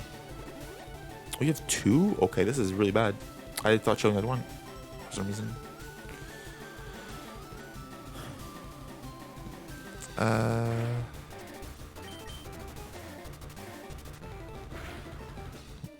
Just crit.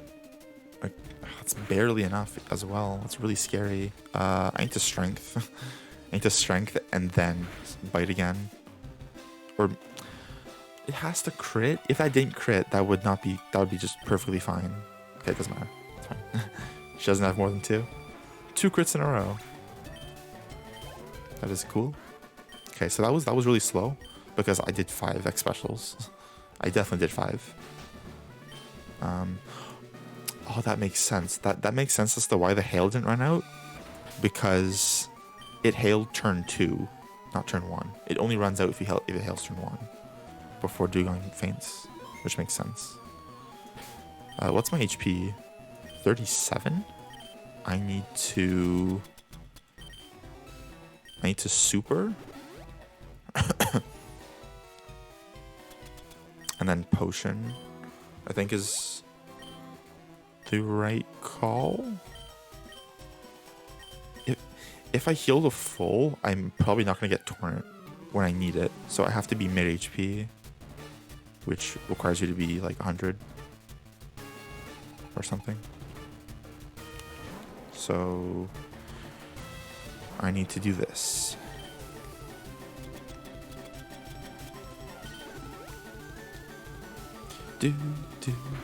Good. That's really good. Now just hit 2 more rock tombs. Do not miss, please.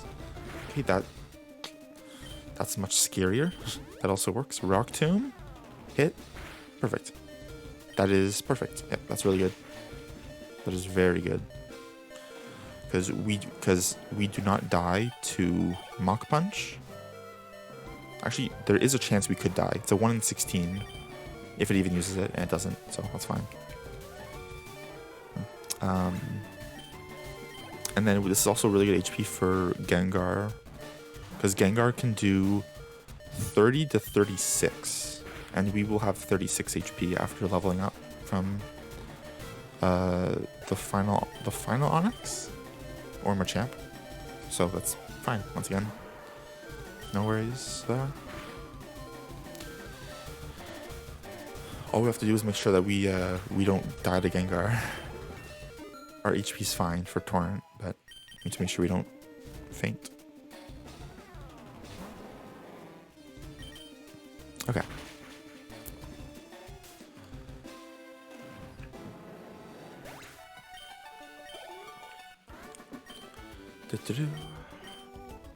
Okay, so that's Bruno done.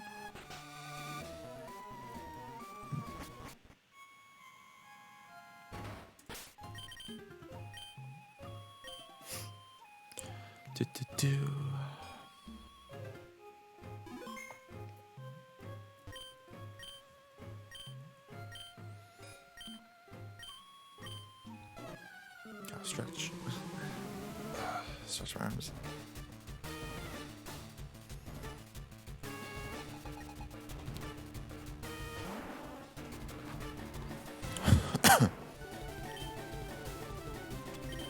X speed.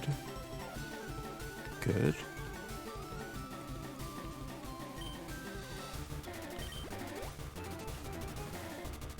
Good. Okay, we have 2 chances. It's about 65%. Okay, there goes that one. Okay, still 2 more chances. Good. Okay, that's fine. That is more than acceptable. Do.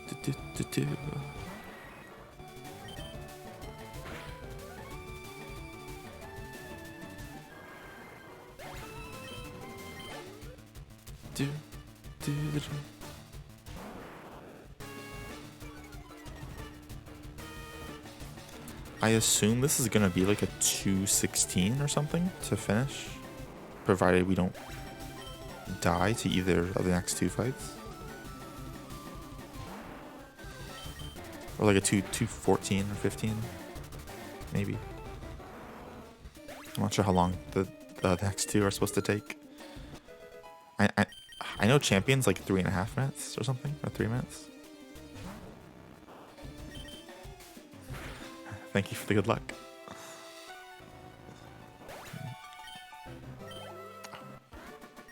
Okay. So we have to heal the full here.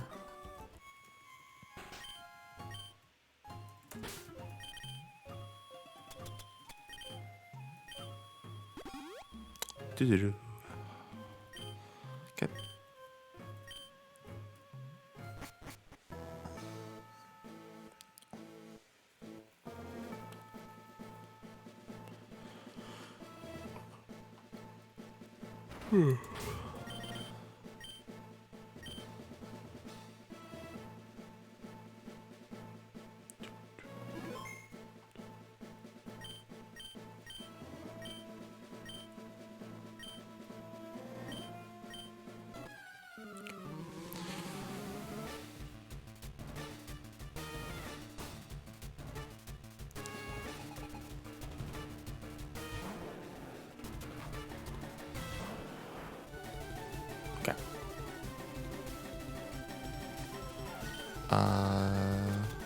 X accuracy.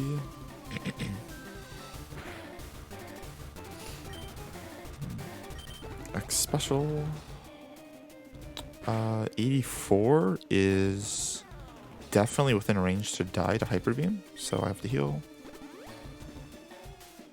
I have to be at least 95 to not die Hyper Beam. I think I already did. I set up both, right? So I just bite now. Okay, that's fine. I literally have to heal again. Because if I don't flinch, the next bite it hyper beams and I perish. So bite again. And then we blizzard and win. Okay, good. Good. That was a 85% chance to knock out with blizzard there. It's 85% with 30 special, and it's 94% with 31 special.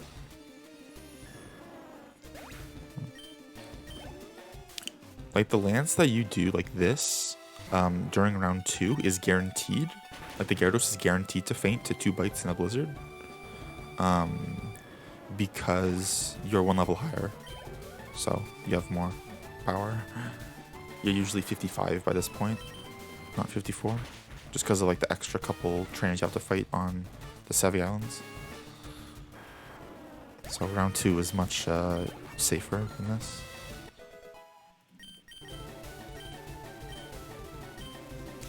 Don't learn that.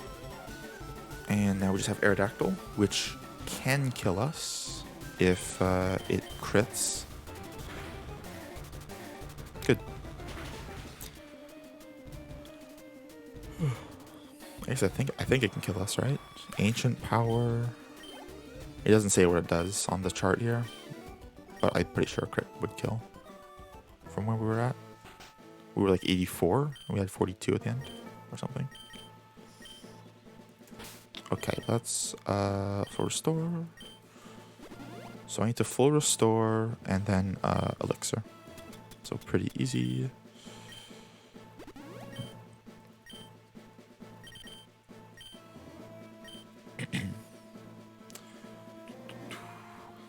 So yeah, this should be a 215 or like 216. Actually finishing 216 because there's a minute after the fight before you end. Or 59 seconds in any percent, and it's like 1 minute and 8 seconds in round 2 because of the extra pokes you have in your party that have to go through the Hall of Fame. Alright, so we are mild, so we might have to go to +2 here. Maybe not. If it does that, then we won't have to. It's much more favored to use Aerial Ace when you're mild, because it knows that it can do more damage. But having 2 of those is really good. I think we're fine, actually. I wonder if this is going to be Torrent. If this is Torrent, this is interesting. That is Torrent. That is very... That's actually very good. Because what this means is that we just have to Bite Surf the Venusaur. We don't have to Blizzard it. Because it will faint to this. And of course it has to like reach, it has to charge up Solar Beam. So it won't get a hit off on you anyway. It's basically the same thing as taking a turn to X accuracy, except you just save having to go into the bag. There actually is a chance for that to live though. The Venusaur has a 1 in 256 chance to live. So it's basically like getting 2 crits in a row. So very unlikely, but it has happened. There have been clips of people who've missed that range and then died because it just Solar Beams. But it's like so unlikely. Like it's like 10 times it's 10 times less likely than missing a Blizzard after the X accuracy anyway. So you always go for it if you can. And then you have to heal this. I bite Blizzard here. But the Blizzard is going to be obviously 70%. So I might miss. Like that. Luckily we have 5. So we should be okay. Okay, that's unfortunate. Ooh, I had to heal that. If that Thrash crit, that'd be pretty upsetting. Thank you. Okay, good. We win. Yeah. The only issue with doing that on a Venusaur is that you then don't have the pretty much guaranteed hit on Gyarados. But Gyarados is much easier to like heal around. Venusaur just kills you, but Gyarados, like, you can like know when you're in range to die. With Venusaur, you always die. Like full HP, you will just faint to Solar Beam, no matter what your stats are. Because it's like 150 power. But yeah, that is it. So this is going to be a 215. So that's pretty cool. This is going to be a 215. Should be a 215-17 if I mash perfectly.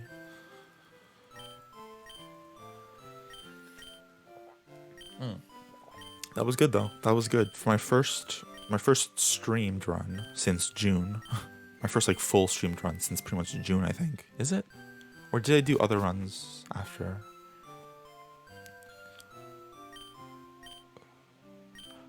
Actually, I'm pretty sure I did stream a couple full runs after I came back, or like during like in like September or something. I think I did.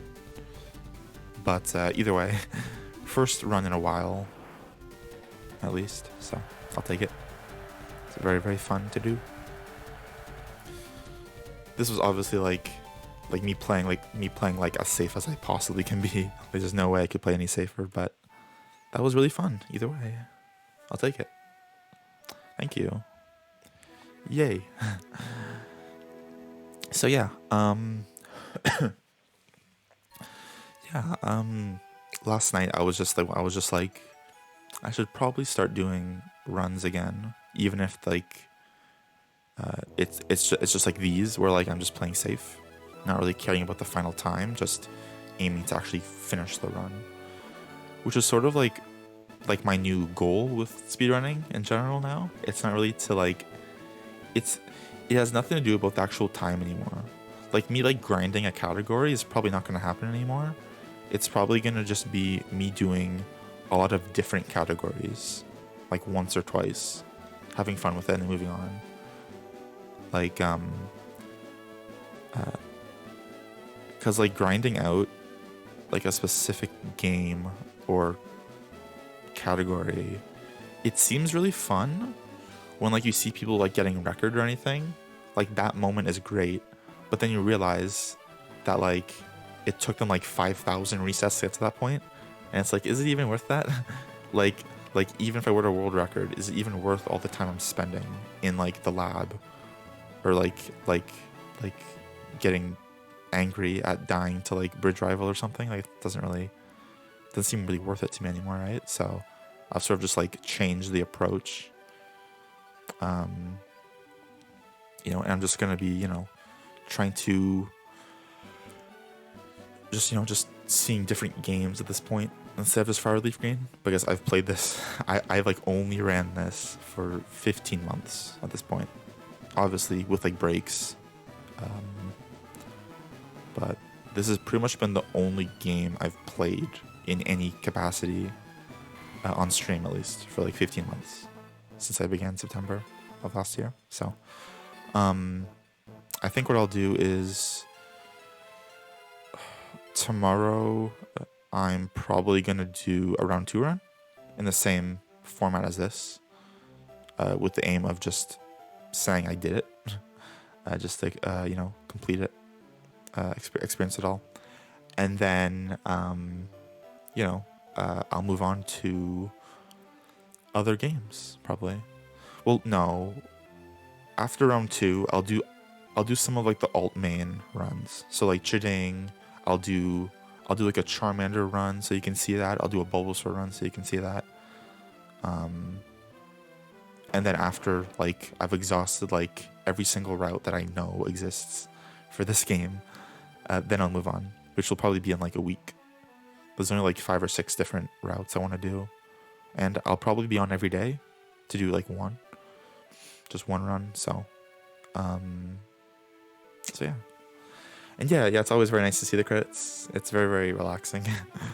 So, but yeah, like honestly, getting a 215, considering I saved everywhere, like every gym leader except for Blaine, I saved on. I saved for Giovanni once, and I also saved like 2 other times just in case the game crashed. And I still got 215, which is still pretty nice, you know. And like the luck wasn't even perfect. Like I lost time to like bad luck as well, of course. So yeah, it was really fun though, you know. I really love doing stuff like this, you know. It also like allows me to like speed run, right? With like the strats that they use during the run and like the route, while also talking to like you and like anyone else in chat, without freaking out that I'm losing time due to being distracted, because I'm not going for a good time anyway. I'm just going to complete it, so I can like talk like perfectly free with anyone, and I don't even care, right? Like most runs, once like they get past like Surge on good pace, they usually don't talk to chat, right? Or at least like a lot less. And like after like, and then like Elite Four, they like completely ignore it, right? Which makes sense if you're on like a really good pace. But since I'm not looking for good pace anyway at this point, that's not really my goal anyway. It's much better to just like play like this and then not really care about the time. Like if I have to, I will literally just stop playing and look at the chat if I really have to, because like it doesn't matter what time I get, because my PB will always be better than any safe run I ever do, right? Like no safe run where I save all the time will ever be able to go faster than my PB where I didn't save at all, right? Maybe like really, really, really good luck will be able to, but like even then, it's not like submittable, and I'm using a preset Squirtle from a save state, so it's not even legitimate anyway, so I don't really care. So it's all good. Like the main point of me running this game now was just to have fun with it, you know, just like explore new things, new routes, right? Just, you know, just chill out about it. Yeah, exactly. Yeah. Even when I was like grinding out like months ago, right? Like during like the winter of last year, which was like my peak, when I was doing like every day 5 hours. Even at that, I was still having a lot of fun, right?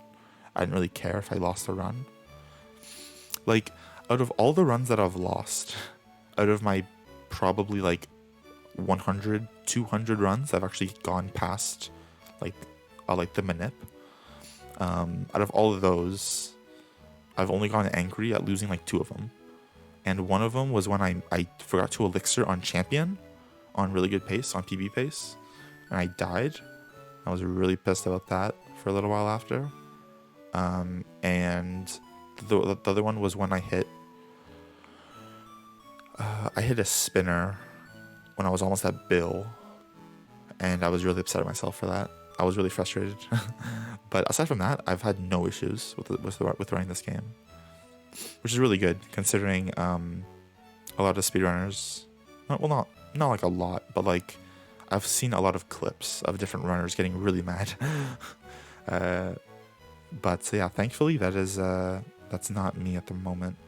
Hopefully it won't ever be me because I don't want to get mad at stuff like that. Yeah, just like not really caring, I think, is the best way to do it. As weird as that may sound, like not really caring about, you know, what happens is always my favorite thing. Just because yeah,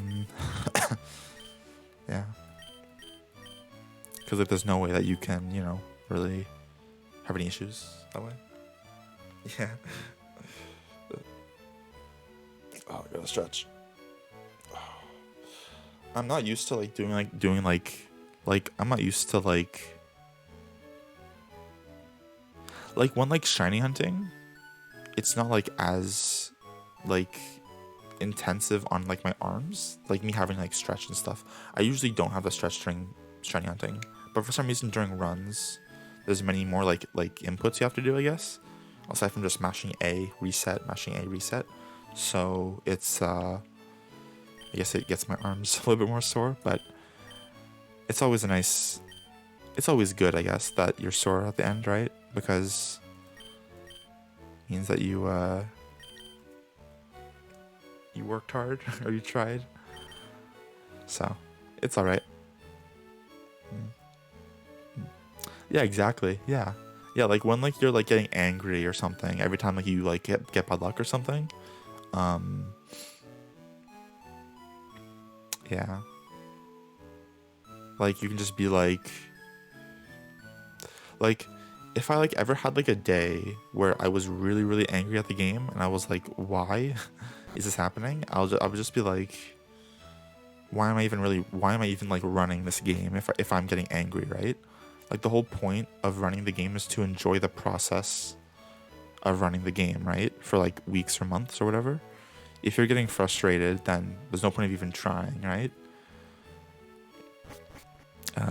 Because like even if you were to get world record on a game that you hate, like that like you're always freaking out at, like is it even worth anything at that point? You know, like the game like it has to be a game that you actually fully love and enjoy playing. If you don't enjoy playing it, then it doesn't matter what you have in terms of a time or like or like a title or anything of like the fastest. At least not to me. It wouldn't really mean much to me personally at that point. Like the reason that like I got so happy at my particularly my any percent PB when I got that was because I really just loved like the game in general. So so yeah, let me do this. But yeah, one funny thing as well. I was actually looking back at my round 2 PB VOD, the 346 I got, and I was actually not happy when I finished the run. I was like visibly angry for like a couple minutes because I lost like a minute to champion because the Mewtwo was really bad. But aside from that, I think I've always been really good. And like looking back on like the 346 now, I mean, I don't really care. Like I'm just like I'm happy about it now. It was just like in that one moment, maybe like an hour after the stream ended, I was like happy about it. It was just in that one moment I was just really upset because I was like, wow, this, like that could have been like a 344 if the Mewtwo wasn't literally the worst Mewtwo I've ever had. Like I'm pretty sure it was like it was minus special attack with like 5 IV or less. It was like 208 special or 209 at level 70, which like I don't think I've ever seen. Have I ever seen any streamer ever get that low of a Mewtwo on a run? I've seen someone get like a 211 at level 71, which probably is actually lower than a 209 at level 70 because you get like plus like 3 per level up usually, plus 4. But yeah, the main problem with that was that I kept hitting Champion's Venusaur, which is the last Pokemon, into heal range. There was nothing else I could do. Like I could have fire blasted it, but there's a chance to miss that first off, and then it's not stab, so it would do the same amount of damage as stab psychic. I'm pretty sure, even though psychic is actually less powerful than fire blast as like a base power move.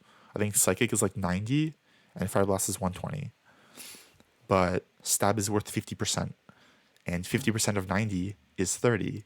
Or no, I mean adding 50% to 90, I'm pretty sure would make it 120 overall, right? I think, unless I'm dumb, maybe. Which would give the exact same damage amount, so it would still put it into heal range. it was literally living on like 3 pixels of health every time.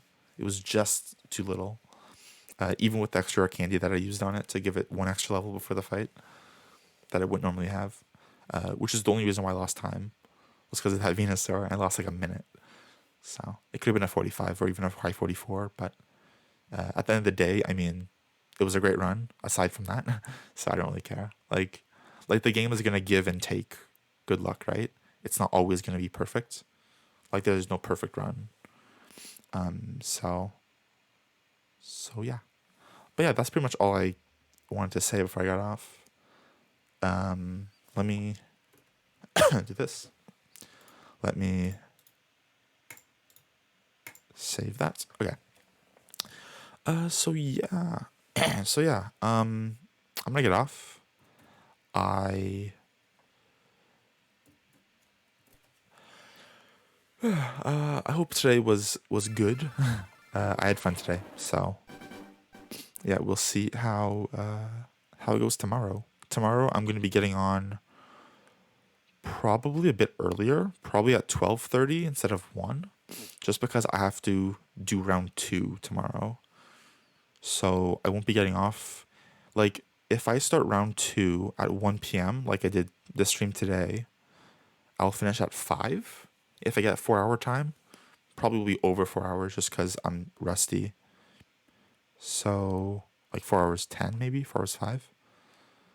So if I start at 12:30, then I'll definitely be off before 5. So that's kind of my goal. So probably 12:30, maybe 1 if I'm late for some reason. I'll be on tomorrow, and we can do that, and then we'll see how that goes. Have some fun learning, or I guess re-experiencing that after so long, and then I will be doing. I don't know like the exact order that I'll be doing like the different like Altman runs in and everything, but I think I'll do Charmander first. I'll do Charmander 90%, Charmander round 2, Bulbasaur any percent, Bulbasaur round 2, then Farfetch'd and Jinx Altmains, which are the 2 that I have notes for that are like filled out properly. There is one for Eradicate Altman, but it doesn't have the most information, so I might not do that. But yeah, I'll do. So those will be 5, 6, 7 more runs with all those included that I'll just do from start to finish, saving, being safe, everything, just to experience it and show you if specifically for the other starters and everything, because like you know what round 2 looks like for Squirtle anyway. But for the other starters, it's a little bit different. It's pretty cool, like the way you do stuff. So yeah.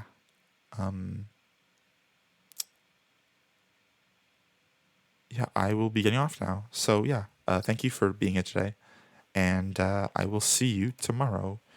So between 12:30 and 1, I will always post in the Discord like 10 minutes before I start, so you'll always know if you see that. So yeah, so thank you for watching. I am going to put this to this screen, and I will see you tomorrow. So yeah, thank you, and goodbye. Okay, let me see if I know how to do this. Okay. Thank you for watching, and bye bye.